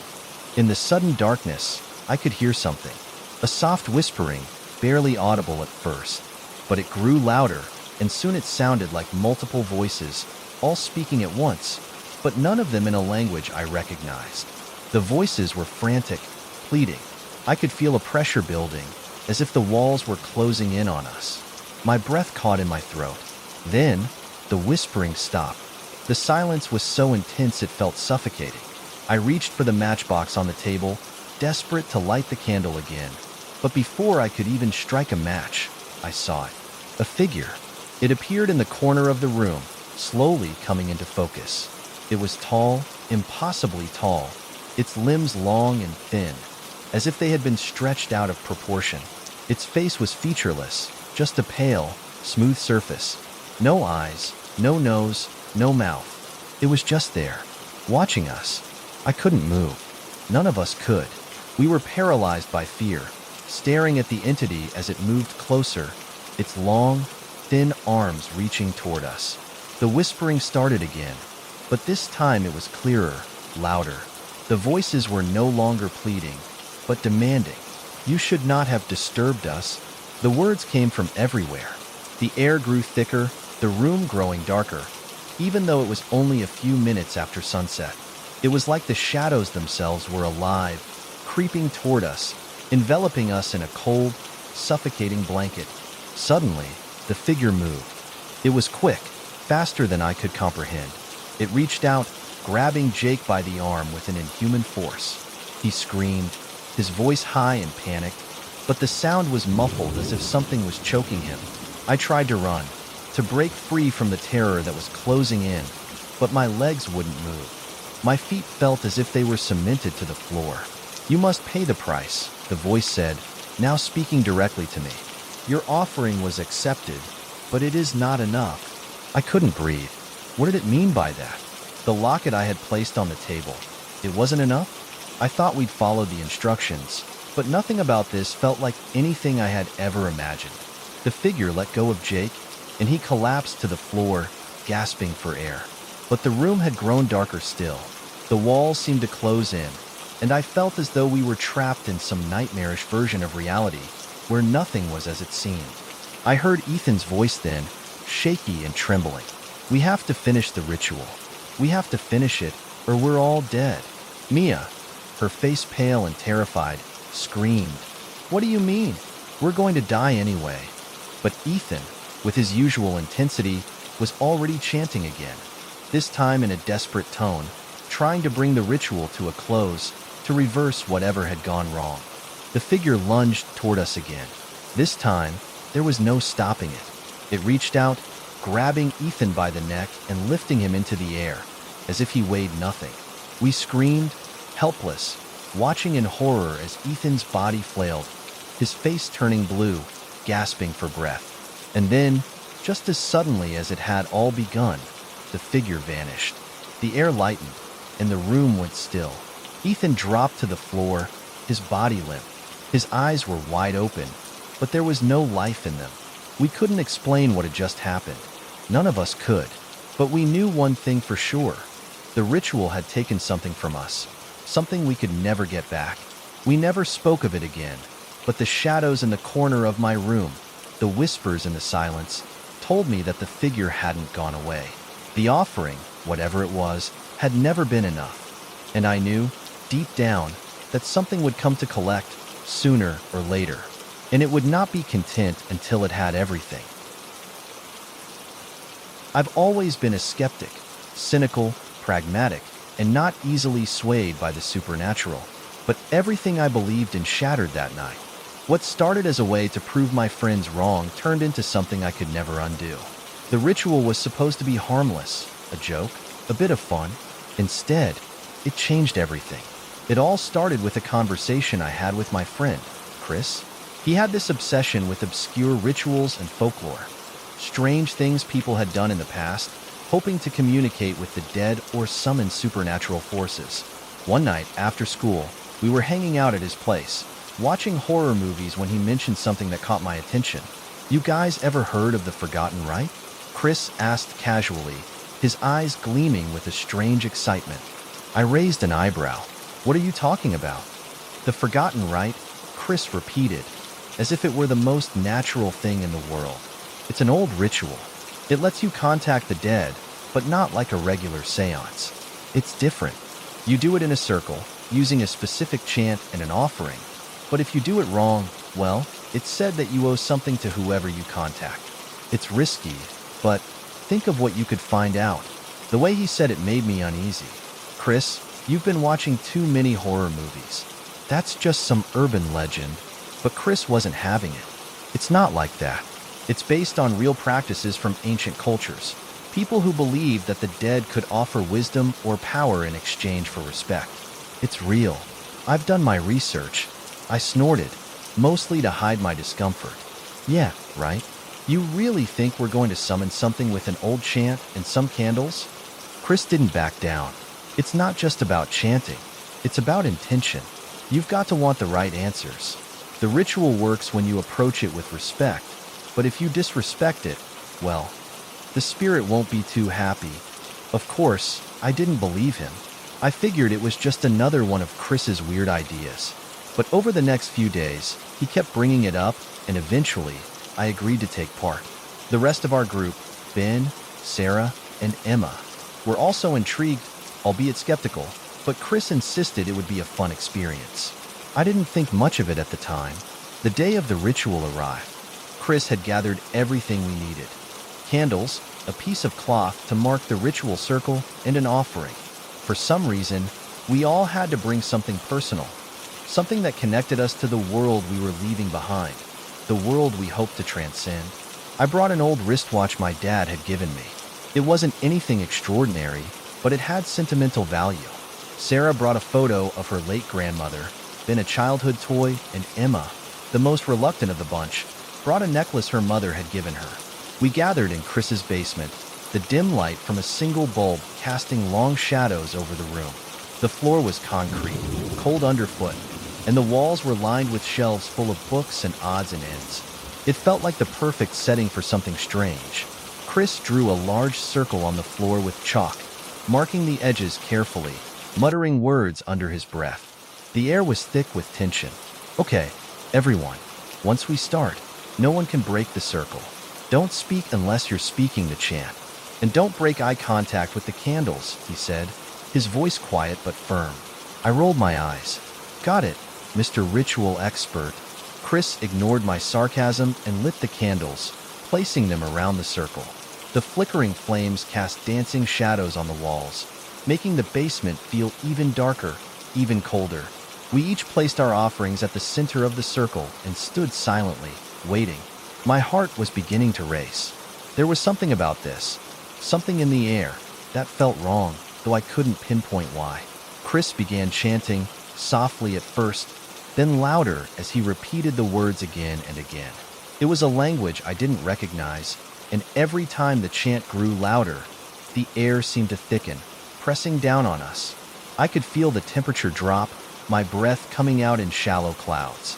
I kept glancing around at the others, watching their faces. Ben looked skeptical but nervous. Sarah's lips were pressed tight, and Emma looked like she was about to faint. Despite myself, I couldn't help but feel like we were doing something we shouldn't be. Chris's voice grew more intense, almost frantic, as the flames from the candles flickered wildly. He said something I couldn't understand, and the last word he spoke hung in the air like a curse. Suddenly, everything went still. The air was thick with silence. It felt suffocating, as if the world had stopped moving. And then, the floor trembled. At first, I thought it was just my imagination. Maybe it was the old house settling.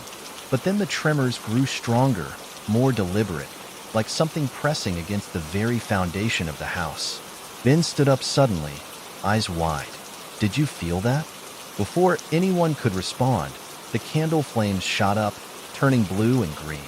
The temperature plummeted, and I felt a chill in my bones, something that felt unnatural. The room felt heavier, darker. I could feel an overwhelming sense of dread settle over us. I looked at the others, and I could see the fear creeping into their faces, too. It was like we were being watched by something we couldn't see but could feel. Then, the voice came. It was a low, guttural whisper, one that seemed to come from everywhere and nowhere at once. "You dared to call me." The sound sent chills up my spine.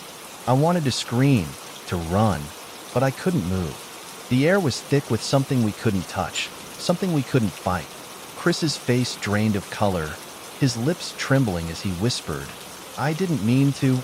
The voice interrupted him, its tone mocking. "You dared to call me," it repeated, and then there was a pause, a heavy silence that stretched out like a nightmare. Then, it spoke again, this time clearer, more malicious. "You owe me a debt." The candles flickered violently, their flames twisting in impossible ways, and the shadows in the room began to shift. I watched in horror as they stretched and warped, taking on unnatural shapes. I could see figures moving in the corners of my vision, but when I looked directly, there was nothing there. "Chris," I shouted, my voice trembling. "What do we do? What did we summon?" Chris didn't answer. He was staring into the darkness, his face pale and frozen with terror. And then, the room grew darker, impossibly dark. The shadows seemed to swallow the light, and I couldn't see my friends anymore. I could feel their presence, but it was like they were miles away. A sudden pressure gripped my chest, like a heavy hand pushing down on me. I gasped for air, but I couldn't breathe. The darkness was suffocating. The voice came again, clearer this time, its tone filled with twisted satisfaction. "You called me, and now I have you." The last thing I remember before I lost consciousness was the feeling of being pulled into the shadows, the pressure in my chest intensifying, and the sound of something ancient, laughing in the dark. When I woke up, I was lying on the cold concrete floor of Chris's basement. The candles were extinguished, and the room was eerily quiet. I could still feel the weight of the darkness pressing on my mind, but when I sat up, I found the others still unconscious around me. It took me a few moments to gather myself, but when I finally stood up and turned toward Chris, I saw something that made my blood run cold. His eyes were wide open, but they were empty, vacant, like he wasn't really there. His mouth hung open in a silent scream, but no sound came out. I turned to the others. Ben, Sarah, and Emma were the same. Lifeless, their eyes open but unseeing, their bodies still. I stumbled backward, unable to comprehend what I was seeing. I wanted to scream, but my throat felt tight, constricted by a fear I couldn't escape. The darkness hadn't gone. It was still there, lingering, pressing against me. Something had gone terribly wrong. We had made a mistake. We had done something that wasn't meant for people like us, people who weren't ready to face what lay beyond. And now, the price was being paid. I don't know what happened to Chris or the others, but I know one thing. The forgotten rite wasn't just a ritual. It was a warning, one we ignored. And now, the darkness is following me, always lurking, always waiting for me to come back. I should have known better. I should have trusted my instincts. But sometimes, when you're caught up in something, the thrill of it overtakes the sense of caution you should have.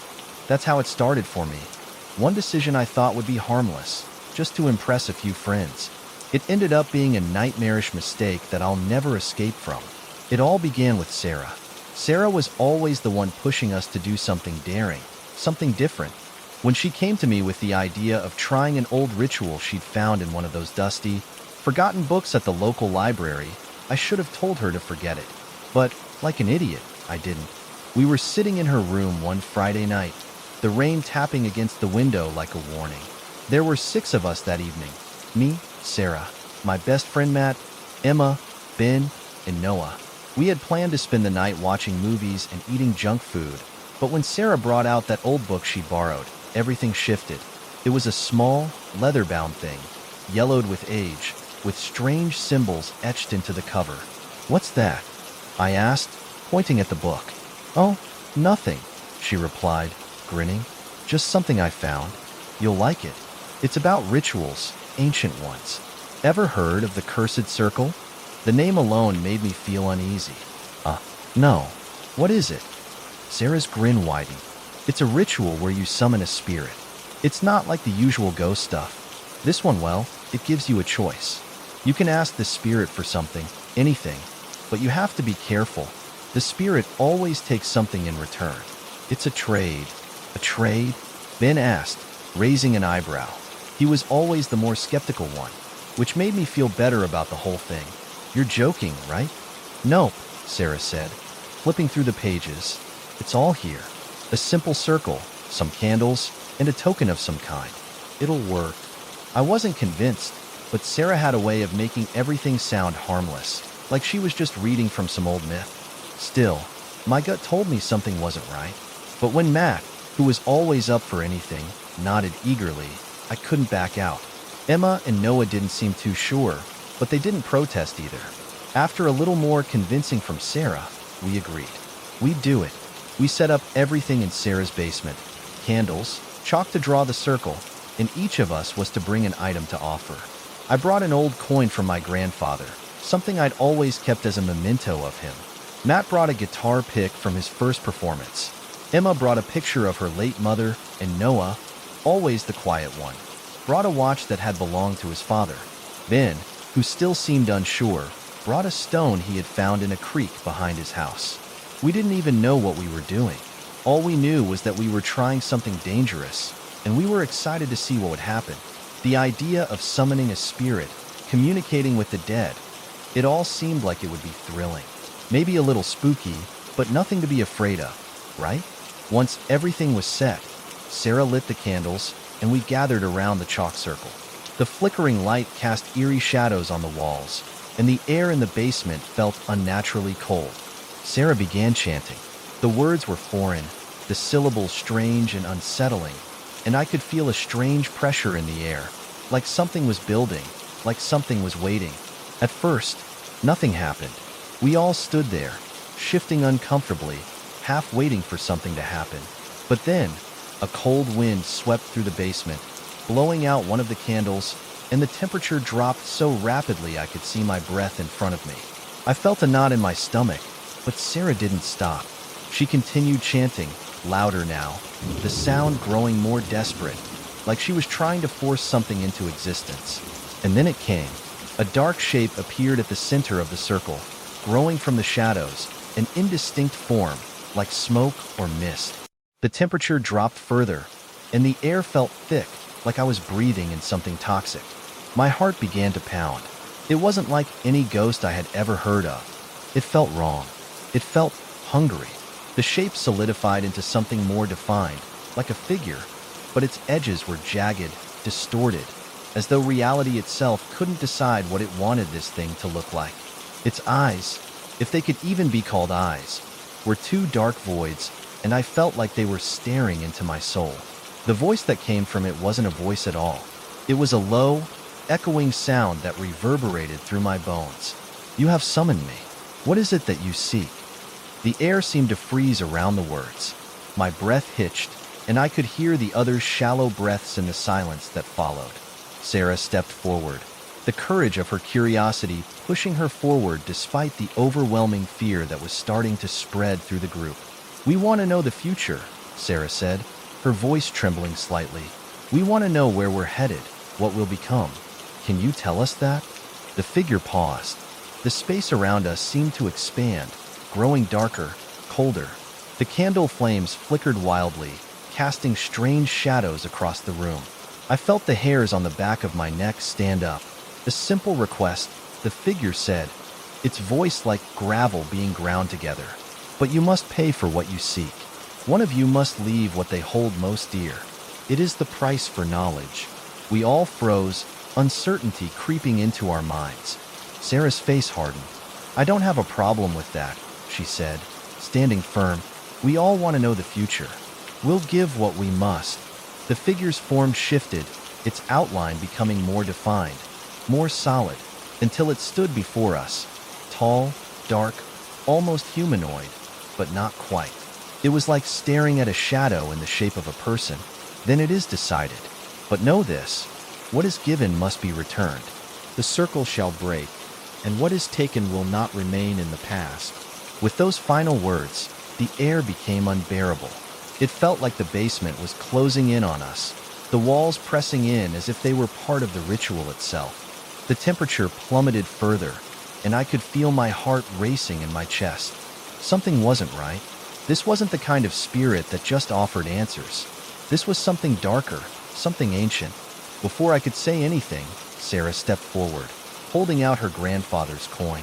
"I'll give this. It's the most valuable thing I have.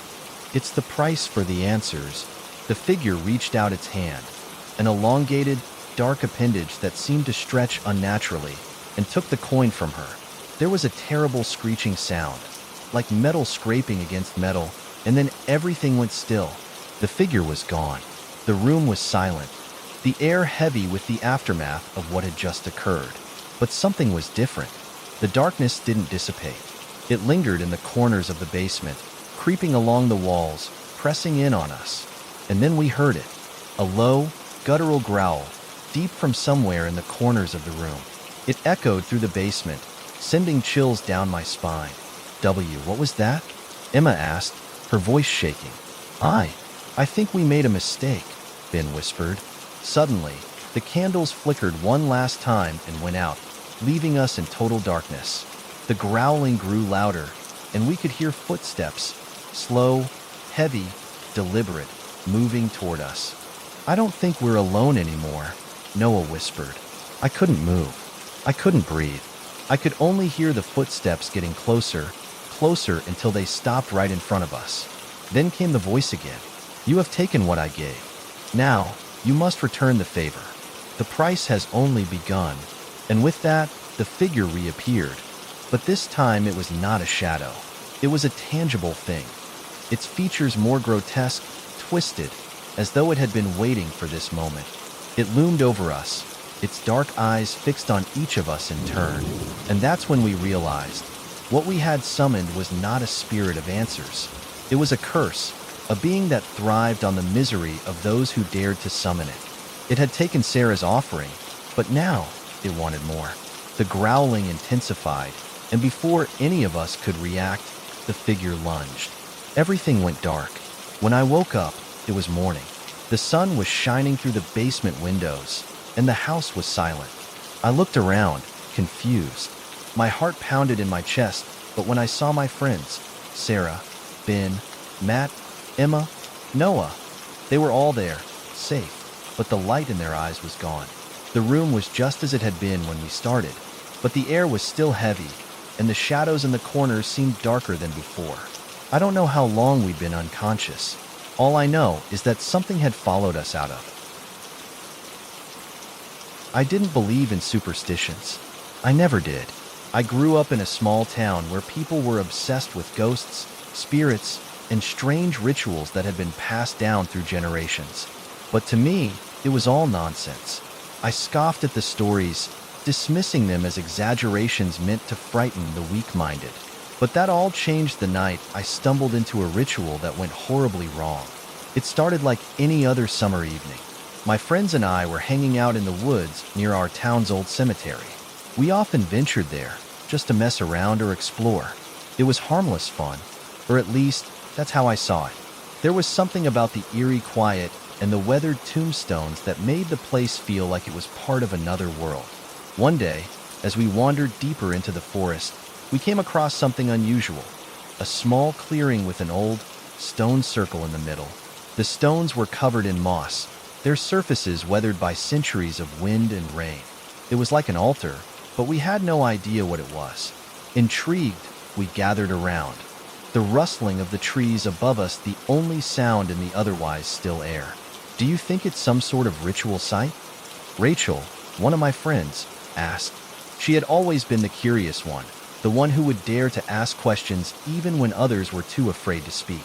I don't know, I said, running my fingers over one of the stones, but it's definitely old. Looks like it hasn't been touched in ages. I've heard stories about these kinds of places, Jake chimed in, his voice lowering to a near whisper. My grandma used to tell me that people used to perform rituals here to, well, summon things. Spirits, demons, stuff like that. Oh great, another ghost story. I laughed, rolling my eyes. This place is probably just an old burial site or something. Rachel, however, was fascinated. We should try it. What's the worst that could happen? Jake immediately pulled back. I don't know if that's such a good idea. I've heard that messing with stuff like this can have consequences, but Rachel was already pulling a small book out of her bag. A book I hadn't noticed before. This, she said with a grin, is from the library. It has instructions for rituals people used to perform right here, in places like this. It's harmless. A way to get a little guidance. I stared at her. You brought a book about ancient rituals into the woods? Rachel nodded eagerly. It's no big deal. Look, this one here, the hollow blessing, it's just a simple blessing for good fortune. All we have to do is light a candle, say a few words, and leave a small offering. I tried to shake off the feeling of unease that crept up my spine. I couldn't explain why, but something about Rachel's excitement made me uneasy. I don't know. It still sounds weird. What if we're not supposed to do this? Come on, she insisted. It'll be fun. It's just a little ritual. We don't have to take it seriously. I didn't want to be the coward who ruined the fun, so against my better judgment, I agreed. The others, Jake, Emma, and Mark, didn't seem thrilled but went along with it anyway. So, we gathered around the stone circle, each of us a little unsure of what we were getting into. Rachel opened the book to the page she had marked and began reading aloud. The words were strange, their rhythm almost hypnotic. The air around us grew heavier, and the wind began to shift, picking up speed as if it were reacting to the words.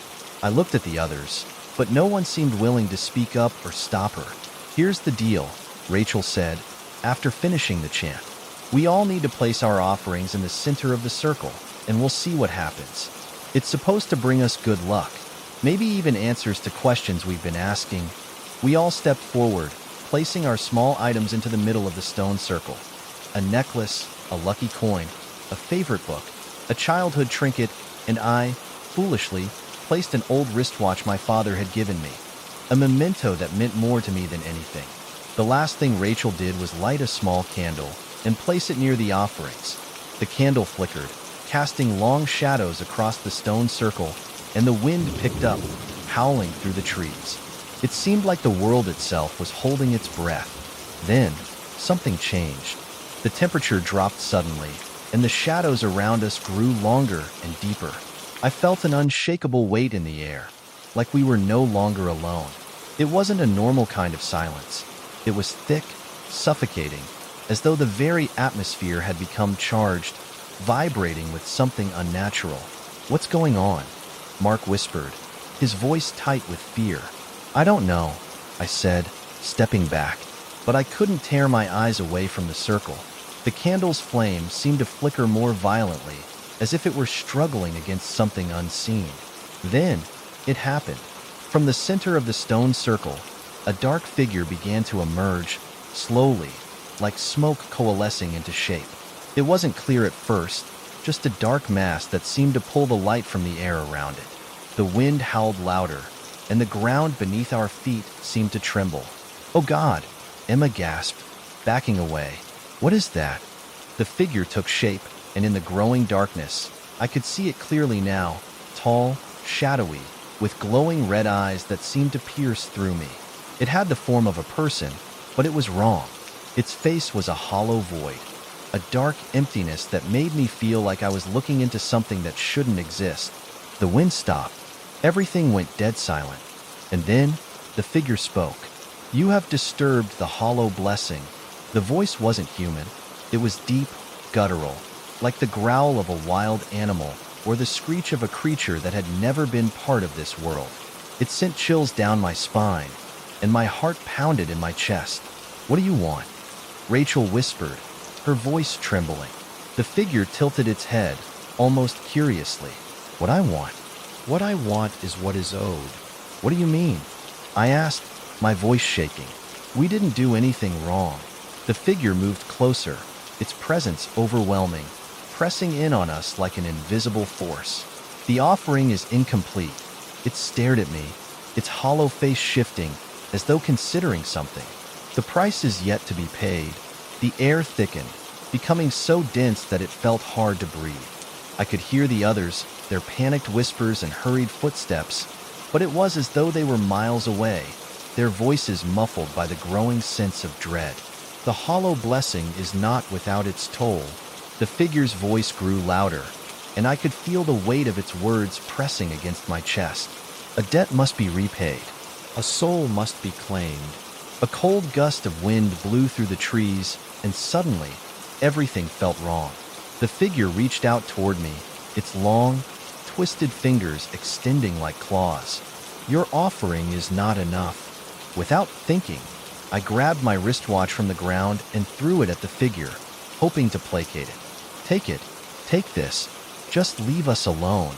The figure paused, its dark void of a face seemingly studying the watch in midair. It caught it effortlessly, holding the small object in its grasp before dropping it onto the ground. "Foolish." The figure's voice grew darker, more menacing. "You think a trinket can buy safety?" I could feel my legs shaking, my mind racing with terror, but I couldn't escape. The air was too thick, too heavy. The shadows seemed to follow me as I moved, and the figure loomed in front of me, towering over me with a presence that felt suffocating. "A soul will be claimed," the figure said once more, and before I could respond, it lunged. I don't know what happened after that. I remember the coldness, the darkness, and the horrible sound of something breaking, something that felt like my very soul being torn from me. When I woke up, I was lying in the middle of the stone circle. The others were there too, sprawled on the ground, unconscious but alive. The stone circle was gone. The figure was gone, but I could still feel it. Something had changed. The woods felt different now. The wind was still, the air no longer heavy, but there was a coldness that lingered in my bones, something that wouldn't go away. I glanced at my wrist. The watch was gone. I don't know if we've escaped. I don't know if the spirit has taken what it wanted. All I know is that the hollow blessing was never meant to bring good luck. It was meant to claim something from us. And now, it waits. for the next person who dares to disturb the circle. And I fear that, one day, that person will be me. It was a cold autumn evening when it all started. The kind of evening where the air feels too thick, like the earth is holding its breath. I didn't want to go, but I did anyway. I went because my best friend, Lila, asked me to. And I always did what Lila asked, until that night. We were in our senior year of high school, and like most teenagers, we were always looking for something to break the monotony. Something thrilling, something that would make us feel alive. And for Lila, that something was always the darker side of life. I should have known better. I should have known from the start that when Lila's curiosity pulled her towards something dangerous, it wouldn't end well. But back then, we were both obsessed with the idea of the supernatural. Ghosts, demons, spirits, rituals, anything that had a connection to the unknown. It all seemed so exciting, so mysterious. And Lila, she had this obsession with old rituals, things that were supposed to bring you power or answers, but only if you were willing to pay the price. It started a week before, when she brought up the silent invitation. I found something, Lila said one evening, looking at me with that glint in her eyes. It's a ritual. If we perform it, we can call anyone we want. Someone from the past, a spirit, even a loved one. We can ask them questions, get advice, and they'll answer. I raised an eyebrow, skeptical. So, we can talk to the dead? Just like that? Lila nodded. Exactly. It's called the silent invitation. All we need is a small circle of salt, a candle, and a picture of the person we want to speak to. I laughed. Come on, Lila, that sounds like something out of a movie. You seriously want to summon a spirit? What if it's not just a ghost? What if it's something worse? But she just smirked. That's the fun part. You'll see. It's harmless. It's just about making an invitation, you know? The spirits choose whether or not to answer. I didn't believe her, but I couldn't deny the curiosity creeping into my own mind. Part of me wanted to know what it was all about. I didn't think anything would actually happen. After all, how could it? Spirits don't just show up when you ask them to, right? I should have trusted that nagging voice in my head that told me to walk away. But that night, I found myself standing in Lila's room, a small circle of salt drawn on the floor, a candle flickering in the center, and a picture of her late grandmother placed on the floor. She had chosen her grandmother as the spirit to contact, and I couldn't say no. If she was doing it, I figured I might as well join in. I don't know about this, I said, eyeing the picture of Lila's grandmother, who had passed away when Lila was young. Are you sure this is okay? Lila gave me a reassuring smile, though there was something a little too eager in her eyes. It's fine. Don't worry. It's just a ritual. We'll ask her one question, and then we'll be done. Simple. I hesitated, but finally agreed. After all, it was just a silly little ritual, right? We sat down in front of the circle, the candle casting flickering shadows against the walls of the dim room. Lila took a deep breath and began to chant softly. The words were in some old language, Latin or something close to it, and they sounded ancient, as though they had been spoken for centuries. The room grew colder as she spoke, but I didn't think much of it. Maybe the wind had changed outside. Maybe it was just my nerves. Then it happened. The flame of the candle flickered violently, throwing shadows across the room. It seemed like the light was struggling to stay alive, the shadows moving unnaturally. A cold wind swept through the room, but the window was shut tight. I glanced at Lila, and her face was pale, her eyes wide, focused on something beyond the circle. Lila, I whispered, my voice trembling. Lila, stop. But she didn't answer. She just continued chanting, her voice growing louder, more urgent. Lila, I said, standing up and grabbing her arm, shaking her. What are you doing? Her eyes snapped to mine, but they were different. The warmth was gone, replaced by something cold, something empty. It's too late, she said in a voice that wasn't quite hers. It was softer, like an echo of someone else. She's here. I froze, my heart hammering in my chest. I didn't want to look, but I couldn't help myself. Slowly, I turned my gaze back to the center of the salt circle. The picture of Lila's grandmother had changed. It wasn't just a picture anymore. The edges of the photo were beginning to curl, and something darker was creeping up the edges of the frame, like smoke. Then, the image inside the photo shifted, and for a brief moment, I thought I saw the face of Lila's grandmother. Her kind eyes, her warm smile. But then those eyes shifted, turning black, hollow, empty. And the smile, it twisted. It wasn't kind anymore. It was something far darker, something I didn't recognize. I stumbled back, falling over a chair in my panic. "Lila, what did you do?" But she was staring at the image, her mouth moving, whispering words I couldn't understand. The air grew heavier, and the candle flickered one last time before it was snuffed out, plunging us into darkness. That's when the knocking started. It wasn't like a normal knock. It was slow, deliberate, like someone was tapping on the other side of the wall. Or perhaps somewhere in the house, but not in the normal places. It sounded like it was coming from everywhere at once, echoing through the walls, the floor, the ceiling. It was all around us, and it wasn't stopping. I reached for my phone, but the screen wouldn't turn on. It was as though all power had been drained from it. Panic set in as I scrambled for the door, but when I tried to open it, it wouldn't budge. It was locked, despite the fact that we hadn't locked it. The knocking grew louder, faster, more frantic. I could feel the walls closing in on me. It felt like the house itself was suffocating me. I turned to Lila, but she wasn't responding. She was still kneeling in front of the salt circle, her face expressionless, her eyes dark and empty. I tried again to open the door, pulling at the handle with all my strength. But then, from behind me, I heard a voice. It wasn't Lila's. It wasn't anyone I knew. "You called for me," the voice whispered, cold and hollow. It came from the empty space in the room, like it was coming from the walls themselves. "You called me, and now I'm here." I spun around, my heart racing. The air was thick with a heavy, suffocating presence. The temperature had dropped even further, and I could see my breath in front of me. And then, from the darkness, something moved. It wasn't a person. It wasn't even a shadow. It was a shape, shifting and swirling like smoke, but darker, more solid. It loomed in the doorway, blocking my escape. "You wanted to speak with her?" the voice continued, echoing around the room. "She is here, but not the way you expected." The figure in the doorway stretched toward me, its form dissolving into a million dark tendrils that seemed to reach for me, wrapping around my arms, my legs, pulling me closer. I screamed, but my voice was drowned out by the deafening sound of the knocking, which was now replaced by an unbearable screeching sound, like nails on a chalkboard, only worse, like the very air was being torn apart. "Lila," I cried, but there was no response. The figure continued to stretch toward me, its cold presence suffocating me. I grabbed the salt, the only thing I could reach, and threw it at the figure. It seemed to recoil, pulling back slightly, but then the knocking started again, louder, more frantic.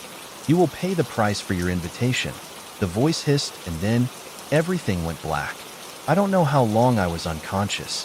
When I woke up, the room was empty, the salt circle gone, the picture of Lila's grandmother lying on the floor, unchanged.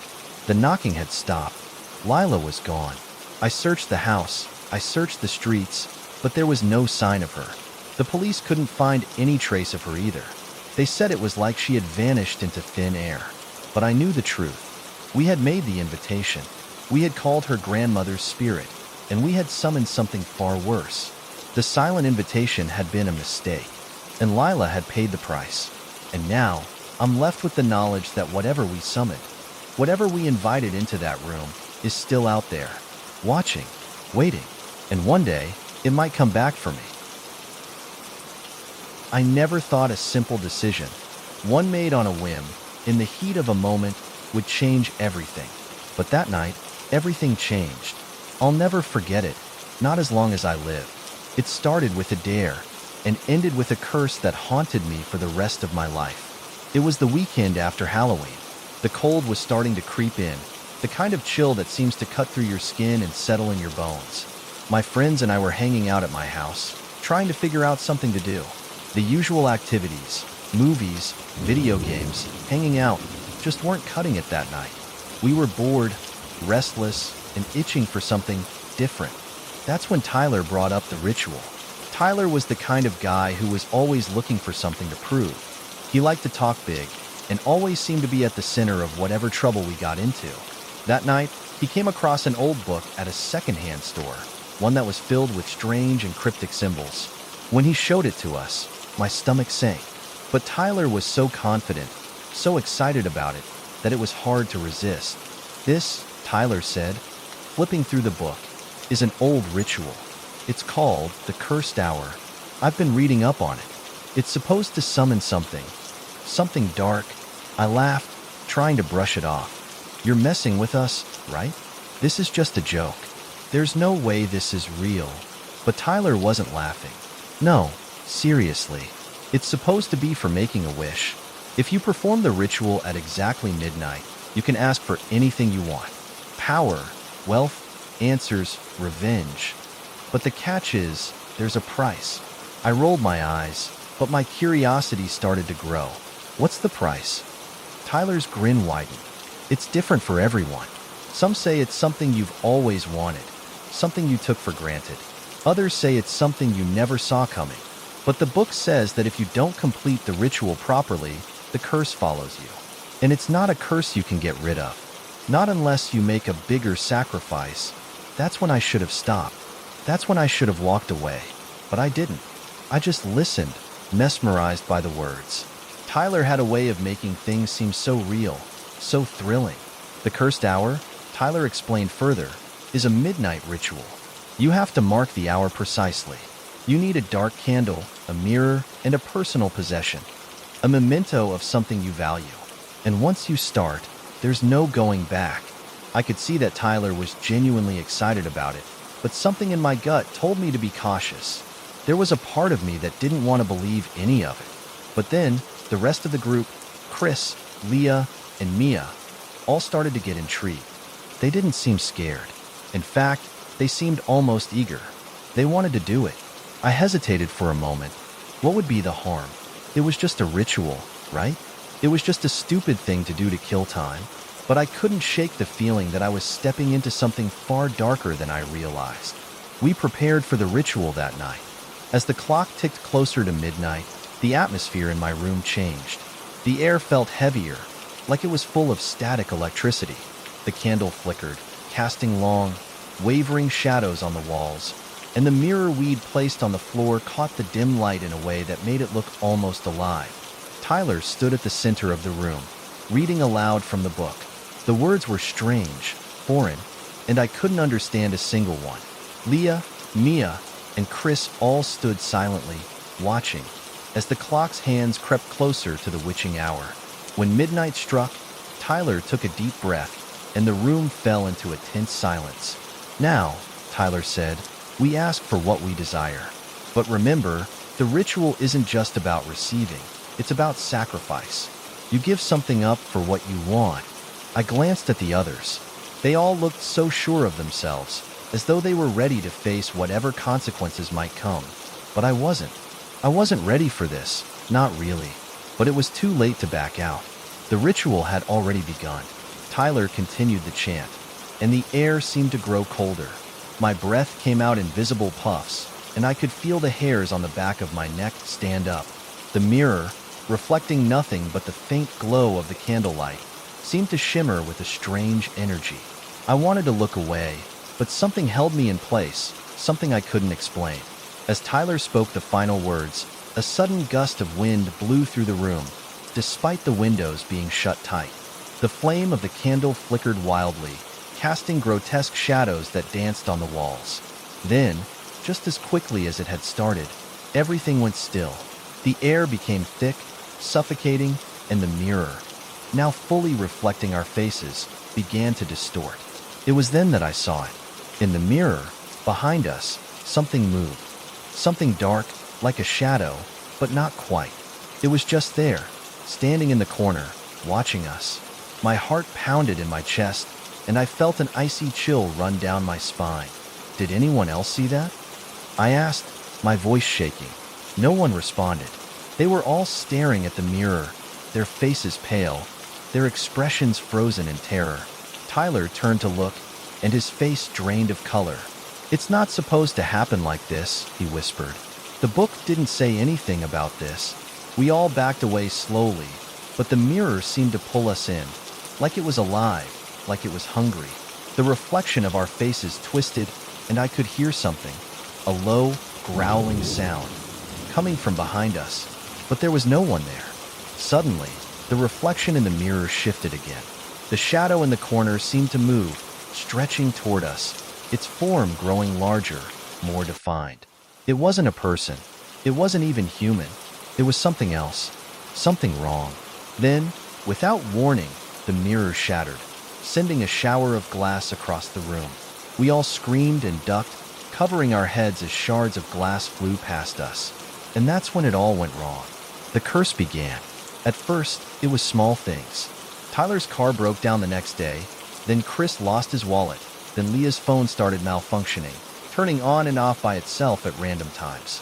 But as the days passed, the incidents grew worse, more disturbing, and there was a sense of unease that lingered in the air, like something was always watching us. It wasn't just the little things. People began to get hurt.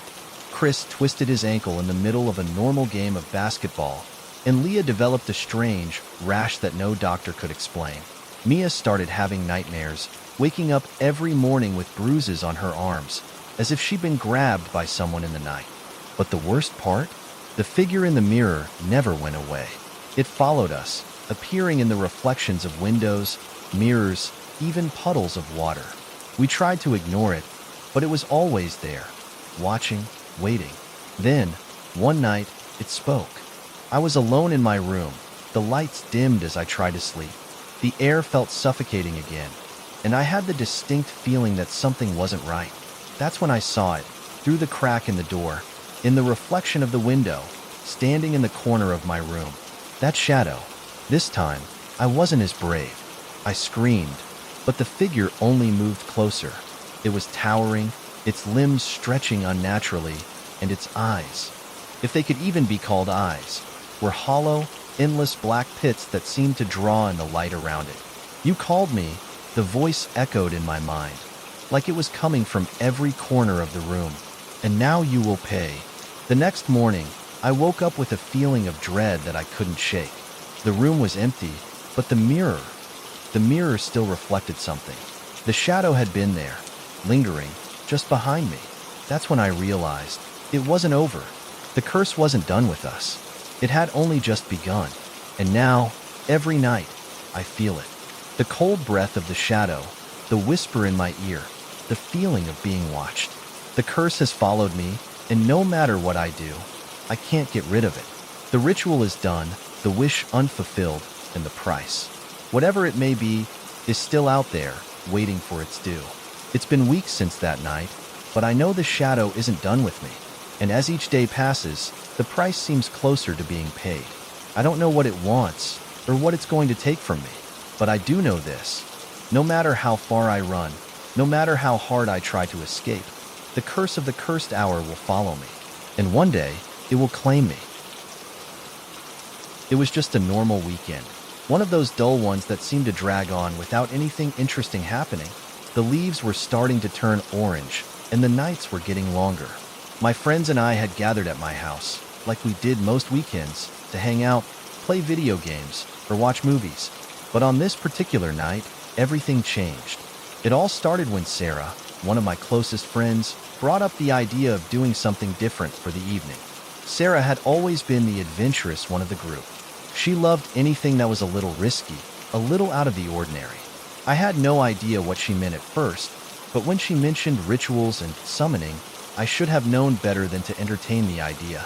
But it was already too late. "It's called the Midnight Wish," Sarah said, her eyes shining with excitement. "It's an old ritual. It's supposed to allow you to make one wish, no matter how impossible it seems." I raised an eyebrow. "A wish? Like, we make a wish and it comes true?" Sarah nodded. "Pretty much. But there's a catch. You have to do it at exactly midnight, and you have to follow the steps exactly. You need a candle, a picture of the person or thing you want to wish for, and a personal item that represents something you want to change or gain." "Sounds like something out of a fantasy book," I said, trying to laugh it off. "I thought so too, Sarah admitted. But I tried it once before and something happened. It was like the air was different afterward. Like I made the wish and something listened. My friends, Jake, Emily, and Max, started to look intrigued. They were all skeptical at first, but when Sarah said she'd done it before, their curiosity got the better of them. "Let's do it," Max said, his voice full of disbelief, as though he was daring fate to prove him wrong. "I'm not sure," I said, but my voice wasn't as confident as I wanted it to be. "What if it's not just a game? What if something goes wrong?" Jake, the quiet one of the group, shrugged. "What's the worst that could happen? We sit in a dark room for a few minutes and nothing happens." I should have said no then. I should have refused, walked away, and ended the night like any normal evening. But Sarah was already rummaging through her bag, pulling out a small, old candle and a torn piece of paper with instructions written on it. There was no stopping her once she'd set her mind to something. As we gathered around the table in the dimly lit living room, the clock on the wall ticked closer to midnight. My heart started to race, and a strange, uneasy feeling settled in my chest. We followed Sarah's instructions. We each picked a personal item. I grabbed an old necklace my grandmother had given me, something I'd always kept close. Emily had a book, one she'd been working on writing for years. Jake held a small photo of his late dog, and Max had a wristband from a concert he'd attended with his mom before she passed. We placed our items on the table and lit the candle. Its flickering flame cast long shadows across the room, creating an eerie atmosphere that made my skin crawl.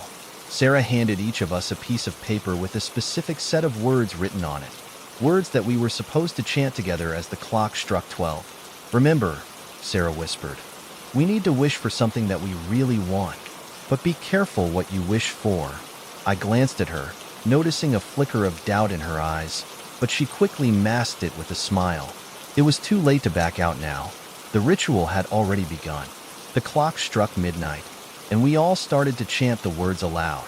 They felt foreign, strange, like we were speaking a language that wasn't our own. The room grew colder, and the candle flame flickered violently, casting shadows that seemed to dance on their own. I could feel the hairs on my arms stand up, and a wave of nausea washed over me. But it wasn't just physical discomfort. It was something deeper, something primal, like my very instincts were screaming that we shouldn't be doing this. But the words continued, and when we finished chanting, a heavy silence fell over the room. The candle was still burning, though the air had grown colder than ever. We all sat in uneasy silence, waiting for something, anything, to happen. At first, nothing did. For a few minutes, there was only the sound of the wind outside and the ticking of the clock. But then, the air shifted, and I felt it. It wasn't a physical presence, but it was something else, something intangible. The room seemed to pulse with a strange energy, and I could swear I heard whispering voices just on the edge of my hearing. "What's happening?" Emily asked, her voice shaking. I don't know," Sarah replied, her face pale. "It's supposed to happen, but Before she could finish her sentence, the flame of the candle flickered one last time, and then it went out, plunging the room into darkness. Suddenly, the room felt smaller, suffocating. I could hear breathing, slow, deep breaths, but it wasn't any of us. It wasn't human. Panic gripped my chest as I reached for my phone to turn on the flashlight, but it was dead. I fumbled with the screen, but nothing happened. My heart raced as I heard the others shifting, their breathing just as erratic as mine. Then, the whispers grew louder, clearer.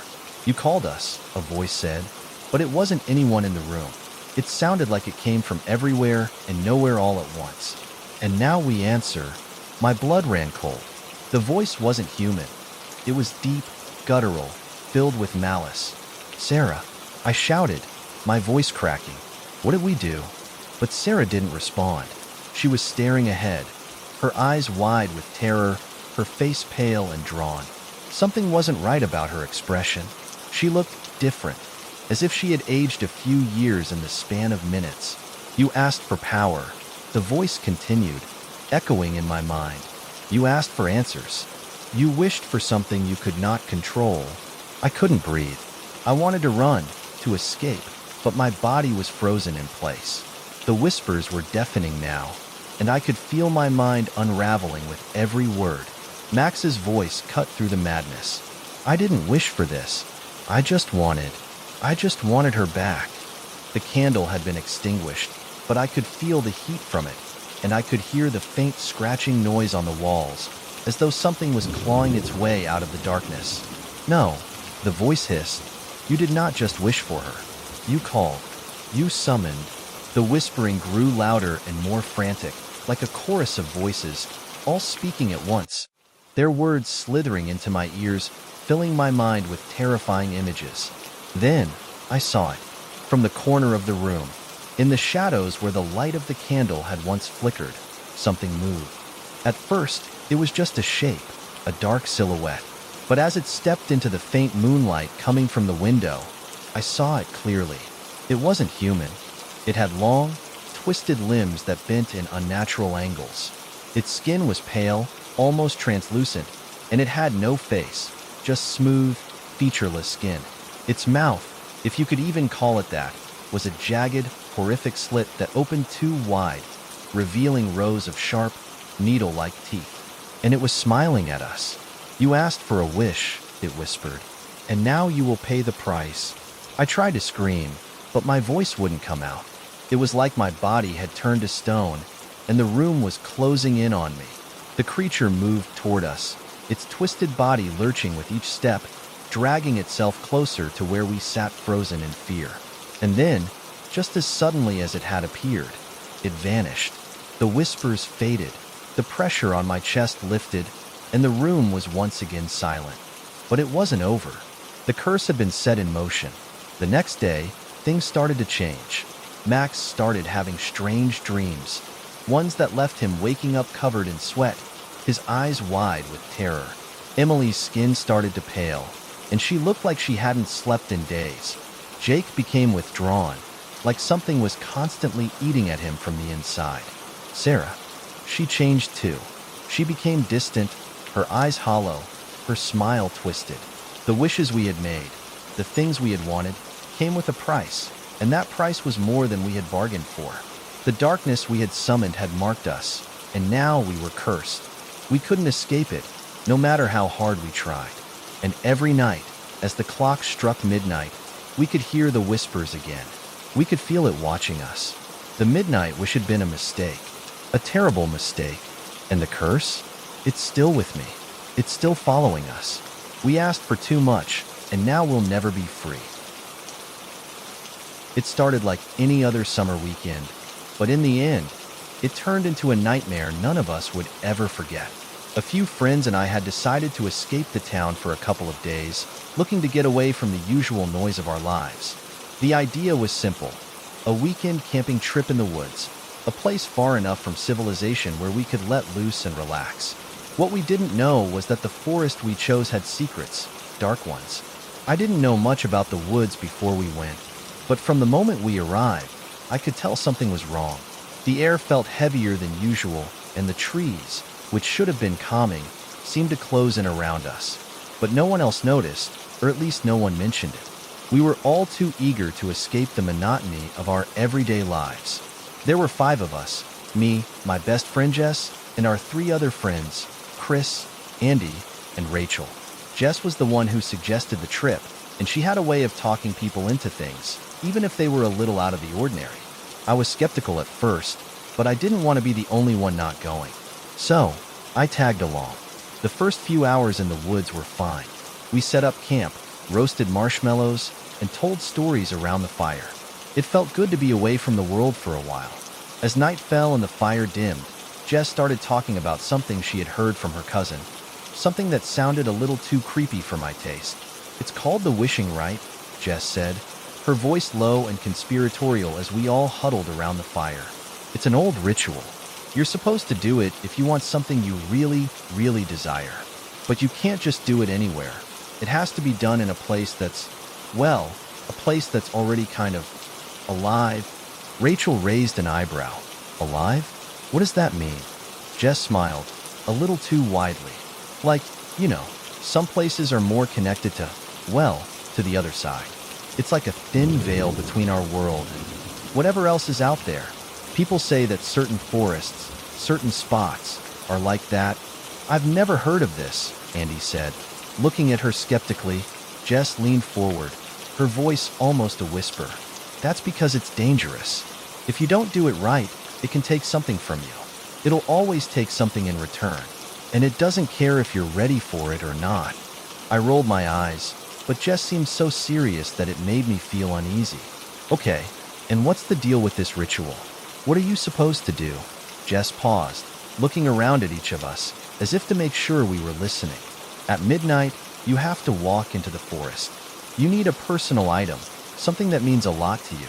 You hold it and say your wish, but you have to speak it aloud. And then, well, then you wait. If it works, something will come. You'll get your wish. But if it doesn't work, something else will come instead. Her words hung in the air, heavy and unsettling. My heart started to beat a little faster. It wasn't the idea of making a wish that bothered me. It was the way she spoke, like she knew something we didn't. But no one else seemed as uneasy as I felt. You guys should do it, Jess continued, her eyes gleaming with excitement. Just imagine.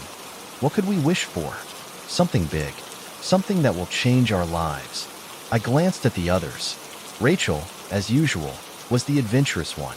She was already grinning, probably already thinking about what she would wish for. Andy wasn't convinced, but he didn't protest. Chris just shrugged and said, "Why not? We're already out here." I tried to talk myself out of it. Maybe it was just a silly story, something Jess had made up or heard somewhere and was now convinced was real. But even as I thought that, the idea of wishing for something, anything, seemed like too much of an opportunity to pass up. That night, after the fire had burned out and we were all sitting around in the dark, Jess led us to a part of the forest that felt different from the rest. The trees here were larger, their trunks twisted and gnarled. The air felt thick, heavy, like it was harder to breathe. The moon was barely visible through the canopy, but the ground was littered with old leaves and branches that crackled under our feet. "Remember, if we do this, we can't back out," Jess warned, her voice serious now. "The wishing rite doesn't work if you hesitate." We all nodded, though I wasn't sure any of us really believed in it. We picked our personal items, things that meant something to each of us. I took a necklace my mom had given me when I was younger. Rachel had a small notebook filled with her dreams and ambitions. Chris held a small toy car that reminded him of his childhood, and Andy had a locket with a picture of his late sister. Jess, of course, had the book, the one her cousin had told her about. We made our way to the center of the clearing, and Jess handed each of us a slip of paper with the words we were supposed to say. The ritual was simple. Speak the wish aloud, hold your item, and wait. But the moment we began, I felt the change in the air. It was as if the forest itself had come alive, watching us. The trees creaked in the wind, and the sound of leaves rustling sounded too loud, too deliberate. I felt an icy chill run down my spine. Jess went first. "I wish for success, real success. I want my dreams to come true. I want to be someone." Her words echoed through the trees. For a moment, nothing happened. The air was still. Then, Rachel spoke. "I wish for power. Power to change my life.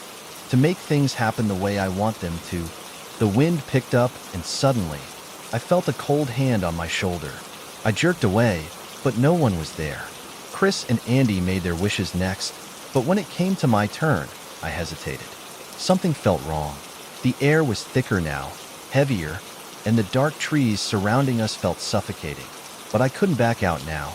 My hands were trembling as I held the necklace tightly in my palm. "I wish," I said, my voice barely above a whisper, "for a chance to change everything. A second chance at life. A chance to make things right."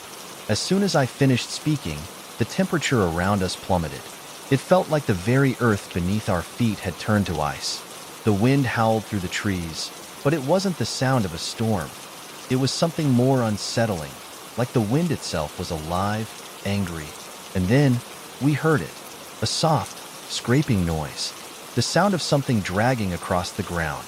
My blood ran cold as I turned around, but there was nothing there. Yet, the sound grew louder, closer. It was coming from behind us. The air felt alive now, alive in the worst way possible. The ground seemed to vibrate beneath us, and I could hear whispers, like voices from the forest itself. It wasn't the wind, it wasn't the trees, it was something else, something watching us. And then it came. From the shadows of the trees, a figure emerged. At first, it was a blur, a dark, indistinct shape. But as it stepped into the faint moonlight, I saw it clearly. It was tall, too tall, with limbs that twisted unnaturally. Its face was blank, featureless, a smooth grayish skin that seemed to shimmer as if it wasn't fully there. It had no eyes, no nose, no mouth, just a blank, horrible face staring at us. The others saw it too. Chris screamed, and Rachel tried to run, but her feet wouldn't move. Andy, frozen in terror, could only stare. Jess, who had been so confident, was the first to speak, but her voice trembled. We didn't mean it," she whispered, her words shaking. "We didn't mean to summon anything. Please let us go." But the figure didn't respond. It only watched us, its presence suffocating, its silence deafening. I could feel its gaze even though it had no eyes. It was a presence, an evil, dark presence that had been waiting for us. And then it moved. Slowly, deliberately, it reached for us, its twisted fingers stretching toward us. The ground beneath us seemed to crack, the earth shifting, like something was rising from the depths below. But before it could reach us, a sharp scream cut through the air, Rachel's scream. And in that moment, everything went dark. The next thing I remember was waking up in the middle of the forest, the others lying around me, unconscious but breathing. The figure was gone. The woods were still, quiet, but something was wrong, very wrong. We never made our wishes. Not really. The ritual had taken something from us, something we couldn't get back. And we knew, without a doubt, that the forest had claimed us, our wish, our desires, and everything else. We left the woods the next morning, but none of us were the same. And every night, I could. I never thought I'd believe in curses. I never thought I'd fall victim to something that seemed so outlandish. But that was before I learned about the lost candle. That was before I made the decision to take part in something I should have walked away from. It all started when I was scrolling through my social media one night, the usual late-night boredom routine. My friends and I were chatting in a group when one of them, Jenna, shared an old article about an urban legend. It was a story she had found while researching ghost stories for fun. The title caught my eye immediately. The Lost Candle, a ritual to open the door. At first, I thought it was just another ghost story, the type of thing you read and immediately dismiss. But something about the article felt real. It spoke of an old ritual, one passed down through generations, used by people who were desperate to make contact with the other side, desperate to communicate with the lost souls of the past. The ritual was simple, according to the article. You needed only one thing, a candle. Not just any candle, though. It had to be an old candle, one that had been burned before, a candle that had been used for something important. The more significance it held, the more powerful the ritual became. You were supposed to light the candle at midnight, in a completely dark room, and speak your question aloud to the dark. The answer would come, but it wouldn't be what you expected. And according to the article, it wasn't a choice. It was something the ritual demanded. Naturally, the moment I saw it, I sent the link to my friends, including Jenna. We all laughed about it, making jokes about how we should try it for fun, just to see what would happen. None of us took it seriously, not at first. But then something strange happened. Jenna, who had shared the article in the first place, started becoming obsessed with it. She brought it up again the next day, and the day after that. I could see the excitement in her eyes whenever the subject came up, a kind of dark curiosity that wasn't normal for her. She started to talk about it more seriously, about the power of the ritual, about how it could open a doorway to the unknown. I think that's when I should have walked away. "Come on," Jenna said one afternoon, her voice full of urgency. "What's the harm? We're just going to light a candle. It's not like anything bad is going to happen." Her words felt convincing enough. We were all bored teenagers looking for something to break the monotony, something to spark excitement. So, I agreed. I agreed to participate. I didn't think anything would come of it, but the thought of experiencing something strange was too tempting to resist. We chose a Friday night to do it. Everyone showed up at my house, and I made sure my parents were asleep. I had a deep, unsettling feeling in my stomach, but I pushed it down. Jenna came prepared. She had brought an old, wax candle from a thrift store, a candle that looked like it had seen better days. She explained that the older the candle, the stronger the connection to the other side. We all sat in the living room, the curtains drawn tightly, the lights turned off. The air was thick with tension, though we all pretended to be unaffected by the ominous weight of the room. "We have to take it seriously," Jenna insisted, as she carefully lit the candle and placed it on the table between us. "You have to ask your question clearly. If you don't, it won't work." The clock ticked closer to midnight, and our nerves grew tighter. As the seconds passed, the quiet seemed to stretch, as if the world outside was holding its breath. "Okay," Jenna said, her voice now barely a whisper.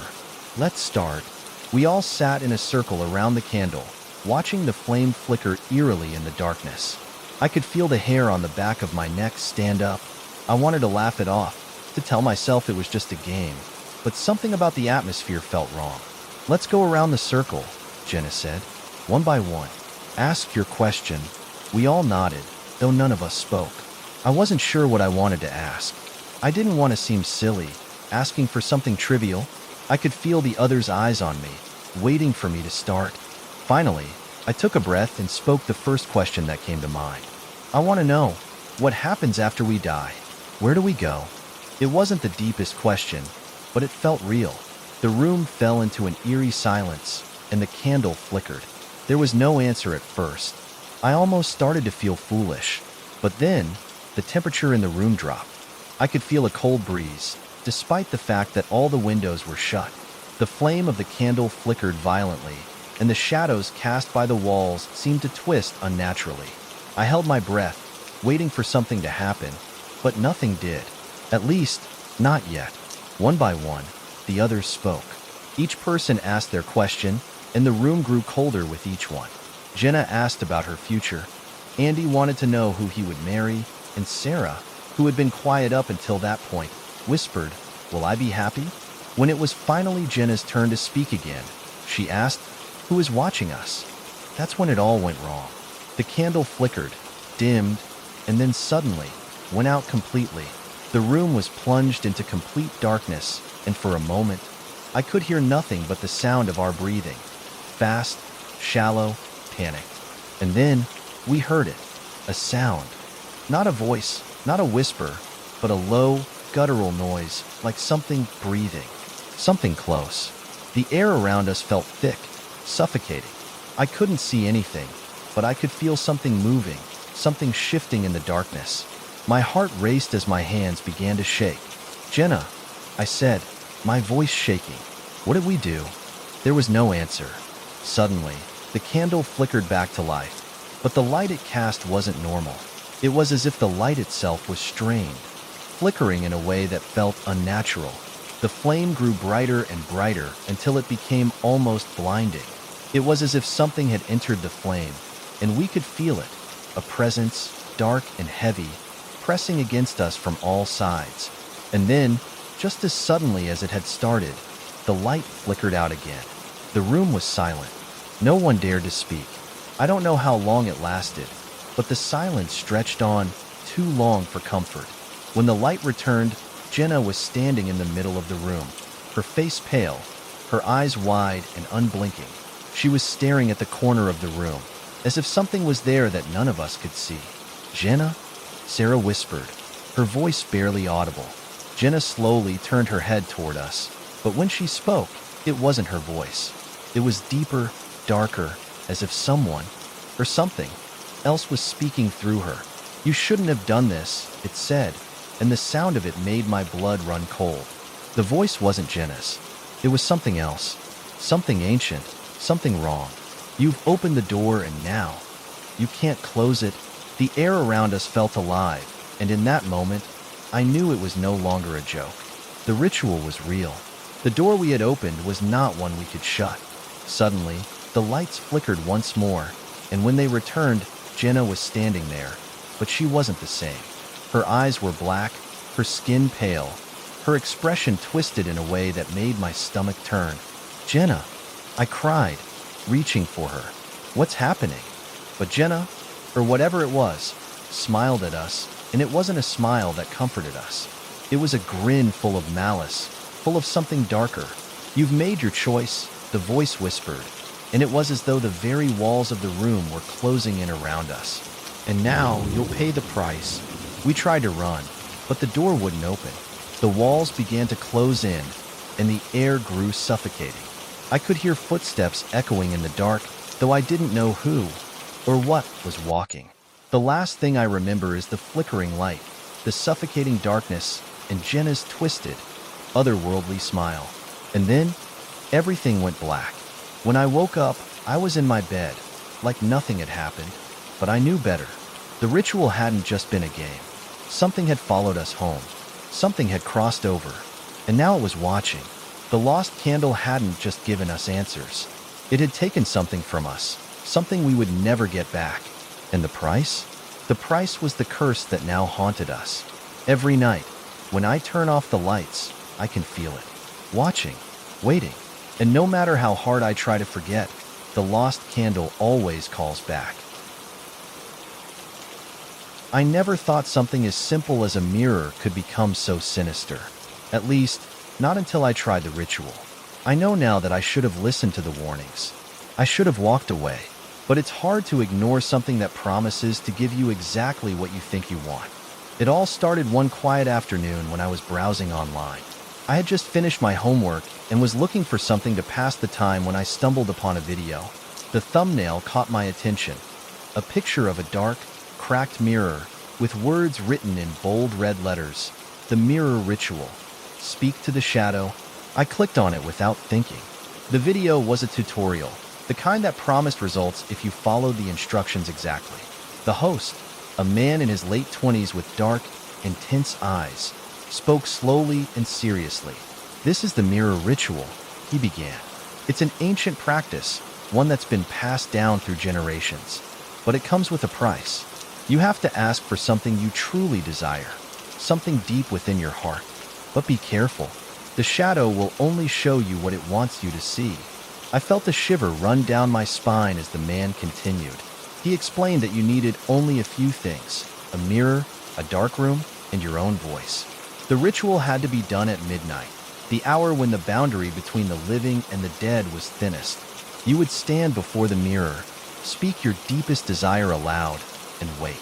The shadow would appear, and it would answer your call. It all sounded ridiculous, of course, at least at first. But then the idea began to take hold in my mind. What if it was real? What if there really was a way to speak to the other side? What if I could get the answers I'd been searching for? Maybe it was just curiosity, maybe it was boredom, but whatever the reason, I decided to try it. I kept the idea to myself for a few days, not wanting to sound like a fool to my friends. But as the days passed, the thought of the ritual haunted me.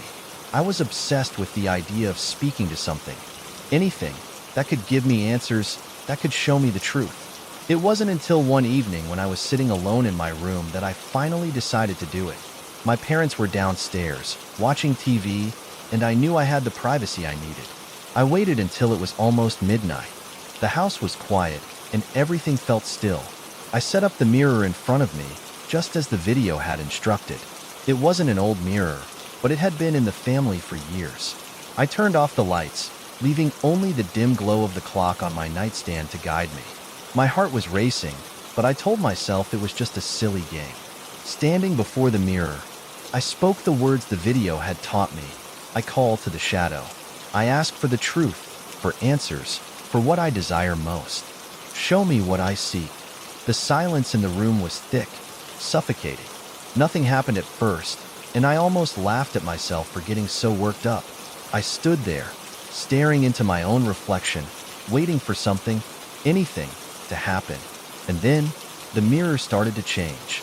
It wasn't subtle. The glass began to ripple, like the surface of water disturbed by a stone. I blinked, thinking it was just my eyes playing tricks on me. But when I looked again, the reflection was wrong. It wasn't me anymore. The figure in the mirror had changed. At first, it looked like me, my face, my clothes. But there was something off about it. The expression was twisted, a dark smile playing across the reflection's lips. But the eyes were the most disturbing. They weren't mine. They were black, deep pits of emptiness that seemed to suck in all the light around them. I felt my heart skip a beat as the figure in the mirror grinned wider, as if it knew something I didn't. "Are you ready?" the shadow asked. The voice wasn't mine either. It was deep, cold, like the wind howling through an empty, forgotten place. I couldn't move. I couldn't speak. All I could do was stare at the reflection. No, the thing that had taken my place in the mirror. The shadow grinned again, its smile stretching too far, too wide for a human face. "I will show you the truth, but you must accept the cost." I opened my mouth to protest, but the words wouldn't come. The shadow's grin deepened, and then it stepped forward, out of the mirror, as if the glass had become a doorway, a portal to another world. I froze, unable to move as it approached. Its form was shifting, like a smear of ink on paper, ever-changing, always slipping between one shape and another. It was a thing that shouldn't exist in the world I knew. Its presence felt wrong, unnatural, like something from a nightmare. Then it spoke again, its voice a low, menacing growl. "You've asked for the truth, but the truth has a price." Before I could react, the shadow reached out with long, skeletal fingers and touched my chest. The contact was cold, like ice, and I gasped as an overwhelming sensation washed over me. It was like something was being pulled from me, my energy, my very soul, leaving me weak and drained. "Remember," the shadow whispered, its voice now a rasp, "you called me. You summoned me. And now you belong to me." The last thing I saw before everything went black was the smile of the shadow, its black eyes staring into mine, into my very being. I don't know how long I was out. When I woke up, I was still standing in front of the mirror, but everything felt wrong. The air was heavier, the room colder. I stumbled back, looking around. Nothing seemed the same. The reflection in the mirror wasn't mine anymore. It was darker, like a twisted version of me, standing there with that same horrible grin. I could feel it watching me. It knew I was awake. Panic surged through me. I tried to leave the room, but my feet wouldn't move. I felt trapped, like the walls were closing in. I had done something irreversible. The shadow had come through the mirror, and now it was a part of my world. A part of me. The house felt different. I could hear things moving in the distance, the creaks of the floorboards echoing through the halls, but when I looked, no one was there. I walked through the house, calling for my parents, but there was no answer. It was as if the entire house had been swallowed by the darkness. The mirror was still there, and the shadow still watched me from its depths. In the days that followed, things grew stranger. I'd see flashes of movement in the corners of my vision, shadows darting from room to room. Sometimes, when I passed a reflective surface, I would catch a glimpse of the dark figure standing behind me, just out of reach. Always watching. It didn't take long before I started hearing the whispers. The shadow wasn't just in the mirror anymore. It was in my head, speaking to me in soft, cruel tones. It would tell me things I didn't want to hear, things I didn't want to know. "You wanted the truth," it would whisper. "Now you must live with it." My sleep became restless. Nightmares plagued me. I would wake up to the sound of scratching at the edges of the mirror, the cold presence of the shadow pressing against the glass, its eyes never leaving me. Days turned into weeks, and the shadow's hold on me tightened. It followed me everywhere. It was in the darkness of my room, the reflection in the windows, the very air I breathed. Every time I looked into a mirror, I could see it standing there, grinning, waiting for me to make a move, to give it what it wanted. I had opened the door. I had called to it, and now there was no escape. Eventually, I told my parents. They didn't believe me at first. Who would? But when they saw the fear in my eyes, they listened. We tried everything to get rid of it. Prayers, burning sage, even calling a priest. But nothing worked. The shadow was still there, always in the background, always waiting. It wasn't until much later that I realized what I had done. The shadow didn't just answer questions. It didn't just show you the truth. It claimed you. It took a piece of you with it. And I had given it the one thing it wanted most, my fear. And that's the truth. That's the price I paid. And now, I am part of the ritual, forever bound to the shadow in the mirror. If you ever come across the mirror and the ritual, remember this. Some truths are better left unknown, and some doors are better left closed.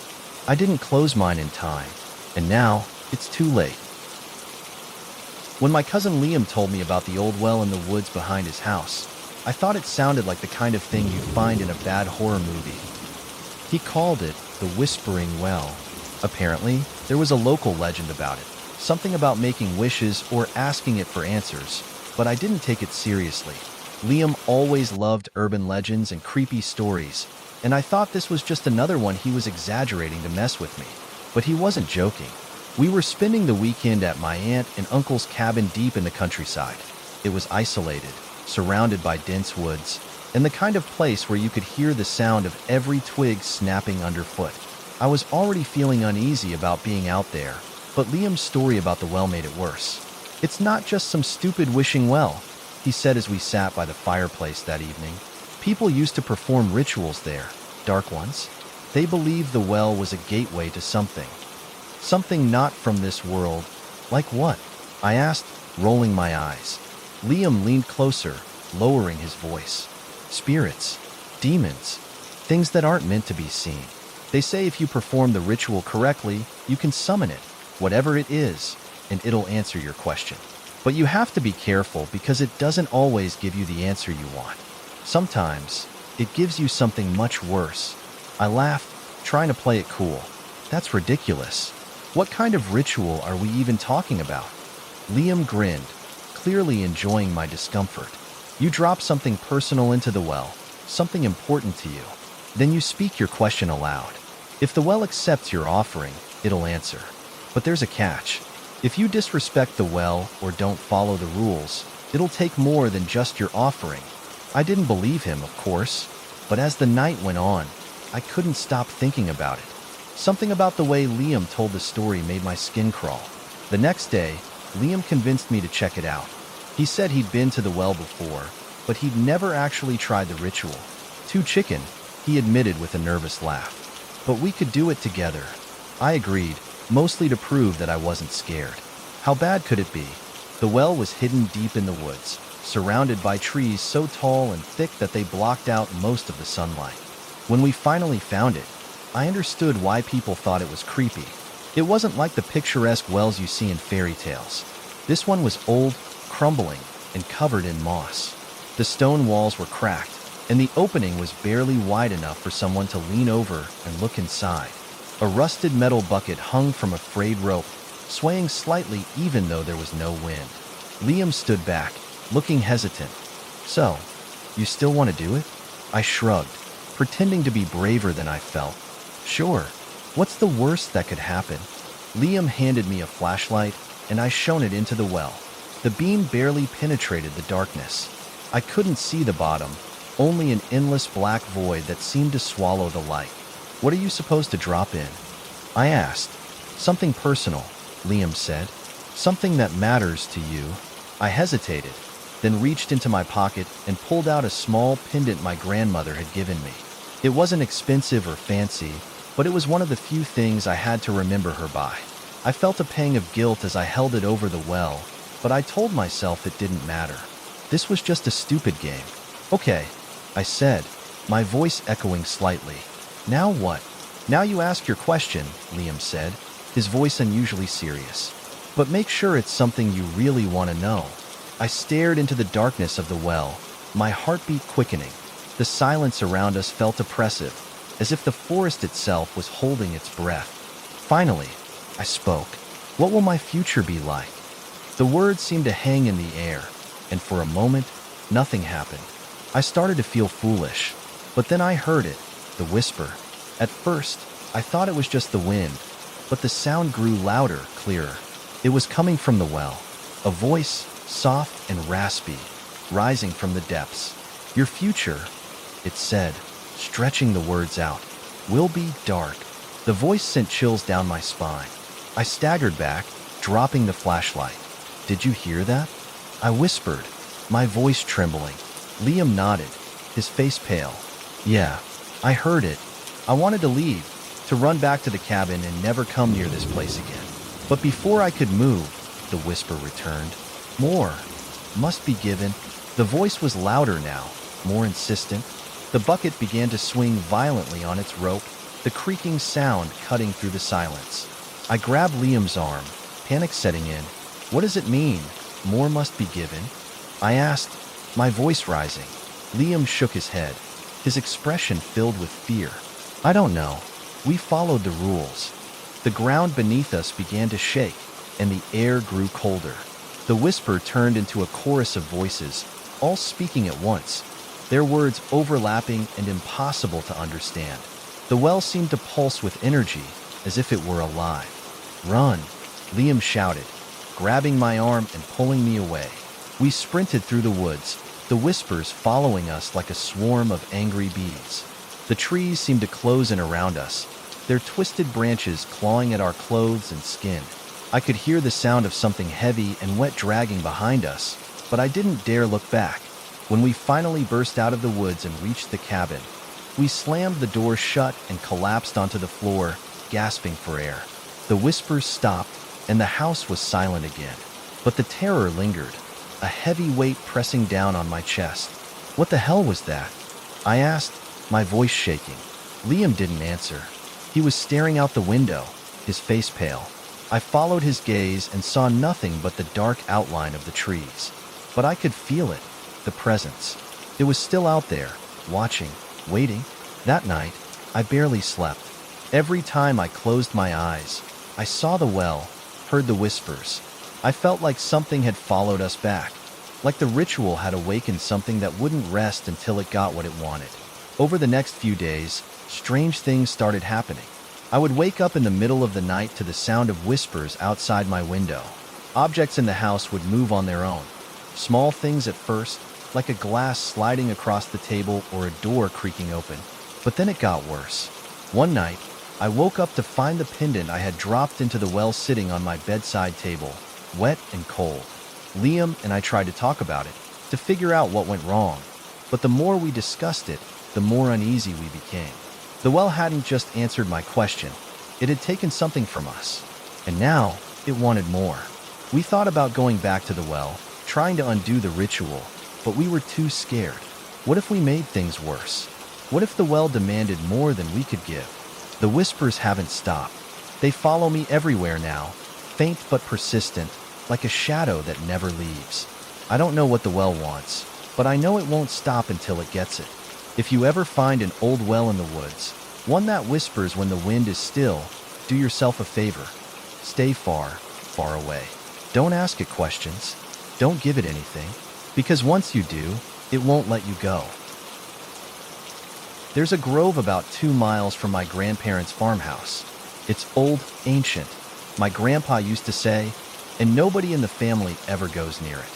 When I was younger, I asked him why. He'd just shake his head and mutter something about bad things happening there. But being a kid, I didn't listen. The warnings only made me more curious. I was 16 when I first went to the grove. It was a warm summer night, and my cousin Ellie and I had spent the day talking about all the spooky stories our grandpa told us. After dinner, with the adults busy in the kitchen, Ellie leaned over to me and whispered, "We should check it out." I hesitated. Grandpa said it's dangerous. Ellie grinned. "Come on, you don't believe in all that, do you? It's just a bunch of trees." She had a point. How bad could a patch of trees really be? By the time we snuck out, the moon was high, casting an eerie glow over the fields. We brought flashlights, but the batteries were weak, and the light flickered as we walked. The grove wasn't far, but with every step, I felt a growing sense of unease. When we reached it, I understood why Grandpa hated the place. The trees were massive, their gnarled branches twisting like claws against the sky. The air was heavy, almost suffocating, and the ground was covered in strange, thick moss. In the middle of the grove was a large, flat stone. It looked out of place, too smooth and deliberate to be natural. Ellie shivered. "Okay, that's creepy." I nodded, my mouth dry. Maybe we should go back. But Ellie wasn't ready to leave. She walked up to the stone and brushed her hand over its surface. "Look at these carvings." I stepped closer. The stone was covered in strange symbols, lines, and shapes I didn't recognize. They didn't look like anything I'd seen before, ancient and almost alive, as if they pulsed faintly under the moonlight. Ellie tilted her head, reading an inscription aloud. To those who call, it shall answer. A chill ran down my spine. Ellie, let's go. Now. She laughed nervously. Don't be such a baby. It's just an old rock. It's probably from some forgotten tribe or something. Then, she said something that made my stomach drop. Let's try it. No, I said immediately. That's a bad idea. But Ellie was already crouching down, picking up a small branch. Relax. It's just a ritual. Nothing's going to happen. I wanted to stop her, but my feet felt rooted to the ground. Ellie placed the branch in the center of the stone and stood over it. What do we even do? She asked, glancing at me. I don't know, I said, my voice shaky. And I don't want to find out. Ellie ignored me. Fine, I'll make something up. She cleared her throat and raised her arms dramatically. Oh, great spirit of the grove, we summon you. Grant us your wisdom or whatever. I held my breath, waiting for nothing to happen, so I could drag her back to the house and tell her how stupid this was. But something did happen. The air around us grew colder, and the wind picked up, swirling through the grove with a low, hollow sound. The branches above us creaked and groaned, and the moss beneath our feet seemed to writhe like living things. Ellie, I whispered. Stop. But Ellie was frozen, staring at the stone. The branch she'd placed there was burning, not with fire, but with a strange, cold light. It glowed blue, flickering like a flame, and the symbols on the stone began to shine as well. We need to leave, I shouted, grabbing her arm. But before we could move, a voice echoed through the grove. Who calls? It wasn't a voice I could describe. It was deep and hollow, like 1,000 whispers overlapping, and it seemed to come from everywhere at once. Ellie's eyes were wide, her face pale. I didn't mean. Who calls? The voice repeated, louder this time. Ellie turned to me, her mouth opening to speak. But before she could, the ground beneath the stone split open. A dark, gaping hole appeared, and from it rose a figure cloaked in shadows. I don't know how to explain what it looked like. It was tall, impossibly tall, and its form shifted constantly, like smoke trapped in a human shape. Its eyes were pinpricks of light, and when it turned its gaze on us, I felt like my soul was being ripped apart. You seek answers, it said, its voice reverberating in my bones. No, Ellie cried, stepping back. We didn't mean to. The figure tilted its head, its movements slow and deliberate. You called. Now you must pay the price. I grabbed Ellie's arm, yanking her away from the stone. Run. We bolted, the flashlight bouncing wildly in my hand as we sprinted back through the trees. The wind howled around us, and I could hear the thing following us, its footsteps heavy and deliberate. The grove seemed endless, the trees closing in around us no matter which way we turned. Ellie, I screamed, my voice barely audible over the roar of the wind. Where's the way out? I don't know, she sobbed. Suddenly, the ground in front of us split open, and the shadowy figure emerged again, blocking our path. You cannot leave, it said, its voice dripping with malice. You have summoned me. You are bound to this place. I felt tears streaming down my face as I dropped to my knees. Please, I begged.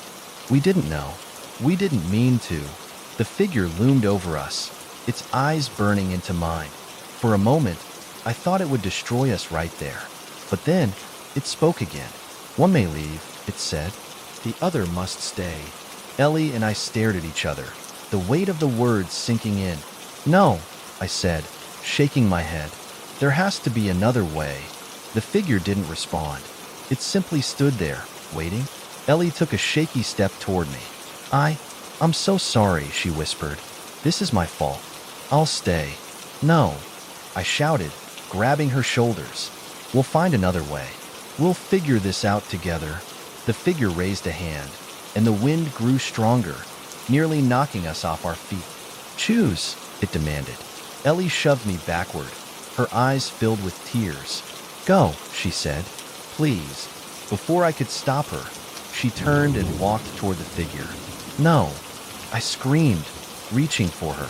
The last thing I saw was the shadow wrapping around her, pulling her into the darkness. Then, everything went still. I woke up on the edge of the grove, the sunlight streaming through the trees. Ellie was gone. I ran back to the farmhouse, screaming for help, but no one believed me. They searched the woods for days, but there was no sign of her. To this day, I don't know what happened in that grove. I don't know where Ellie is or if she's still alive. But I do know one thing. If you ever find yourself near an ancient grove with a stone altar, don't go near it. Don't say a word. And for the love of everything, don't call out to whatever might be waiting. I'll never forget the day my friend Lauren found the mirror. She had always been into antique stores and flea markets, hunting for treasures with stories behind them. Every piece has a soul, she'd say, half joking. I thought it was just her artsy way of romanticizing junk, but now I wonder if she was right. The mirror was tall and oval-shaped, framed in tarnished silver with intricate carvings of vines and roses. It stood in the back of a dusty old store, hidden behind stacks of faded furniture. When Lauren spotted it, her eyes lit up like she discovered a buried treasure. "Isn't it gorgeous?" she said, running her fingers over the frame. "It's creepy," I replied. Lauren laughed. "Come on, it's just a mirror." She bought it for next to nothing and insisted we carry it back to her apartment together. It was heavier than it looked, and by the time we got it up the stairs, I was sweating and regretting every decision that had led me to that moment. She propped it up in the corner of her living room, admiring her reflection. "Perfect," she said. I didn't think much of it at first. It was just a mirror, after all. But over the next few days, I started noticing small things that didn't feel right. Lauren began acting different. At first, it was subtle. She'd zone out while staring into the mirror, her expression blank, her eyes distant. She said she was just daydreaming, but it happened so often that it started to creep me out. Then there were the noises. Late at night, when I stayed over, I'd hear faint whispers coming from the living room. I thought it was the wind or the old building settling, but it didn't sound natural. It sounded like voices, low, murmuring, and just out of reach. "Do you hear that?" I asked her one night. "Hear what?" she replied, brushing me off. "The whispers," I said, feeling ridiculous as the words left my mouth. She just laughed. "You're imagining things," but I wasn't. A week after she bought the mirror, Lauren called me in the middle of the night, her voice shaking. "You need to come over," she said. "What's wrong?" "I don't know," she whispered. I feel like I'm losing my mind." I rushed over, my heart pounding. When I arrived, the apartment was dark, except for the dim glow of a candle in the living room. Lauren was sitting cross-legged on the floor in front of the mirror, her face pale and drawn. "What are you doing?" I asked, my voice trembling. "I looked it up," she said, not taking her eyes off the mirror. "The carvings on the frame. They're symbols, ritual symbols. For what?" She hesitated, then whispered, "Summoning spirits." My stomach dropped. "Lauren, this isn't funny." "I'm not joking," she said, her voice cracking. I didn't know what it was when I bought it, but now, I think it's trying to talk to me. I stared at her, trying to process what she was saying. "You mean the mirror?" She nodded. "I hear voices when I look into it. They tell me things I shouldn't know." I wanted to tell her she was imagining it, that she was just tired or stressed. But then I noticed her reflection. It didn't match her movements. Lauren sat perfectly still, but her reflection was shifting ever so slightly, tilting its head as if studying us. "Do you see that?" I whispered. She nodded, tears streaming down her face. "It started last night. I thought I was dreaming, but now it won't stop." I grabbed her arm, pulling her to her feet. "We need to get rid of it." She shook her head violently. "No, if we destroy it, we might make it angry." "Lauren, listen to yourself. It's just a mirror." She turned to me, her eyes wide and desperate. "It's not just a mirror. It's a door." Those words sent a chill down my spine. "Then we have to close it," I said. "Whatever it takes." She nodded reluctantly, and together we started researching how to break the connection. Every website and book we found suggested the same thing: a cleansing ritual. That night, we gathered salt, sage, and candles, creating a circle around the mirror. I didn't believe in this kind of thing, but I was desperate to help Lauren. We lit the candles and began reciting a cleansing incantation we found online. At first, nothing happened. Then, as we sprinkled the salt, the air in the room grew heavy, and the whispers started again, louder this time, almost deafening. The flame of one of the candles flared, and the room plunged into darkness as all the lights went out. "Keep going," Lauren shouted, her voice shaking. I tried, but the words stuck in my throat as the surface of the mirror began to ripple, like water disturbed by a stone. Shadows swirled within it, forming shapes, faces. They weren't human. One by one, the candles were snuffed out, leaving us in pitch-black darkness. I could feel something in the room with us, something cold and malevolent. "Lauren," I whispered, reaching for her hand. "We have to stop."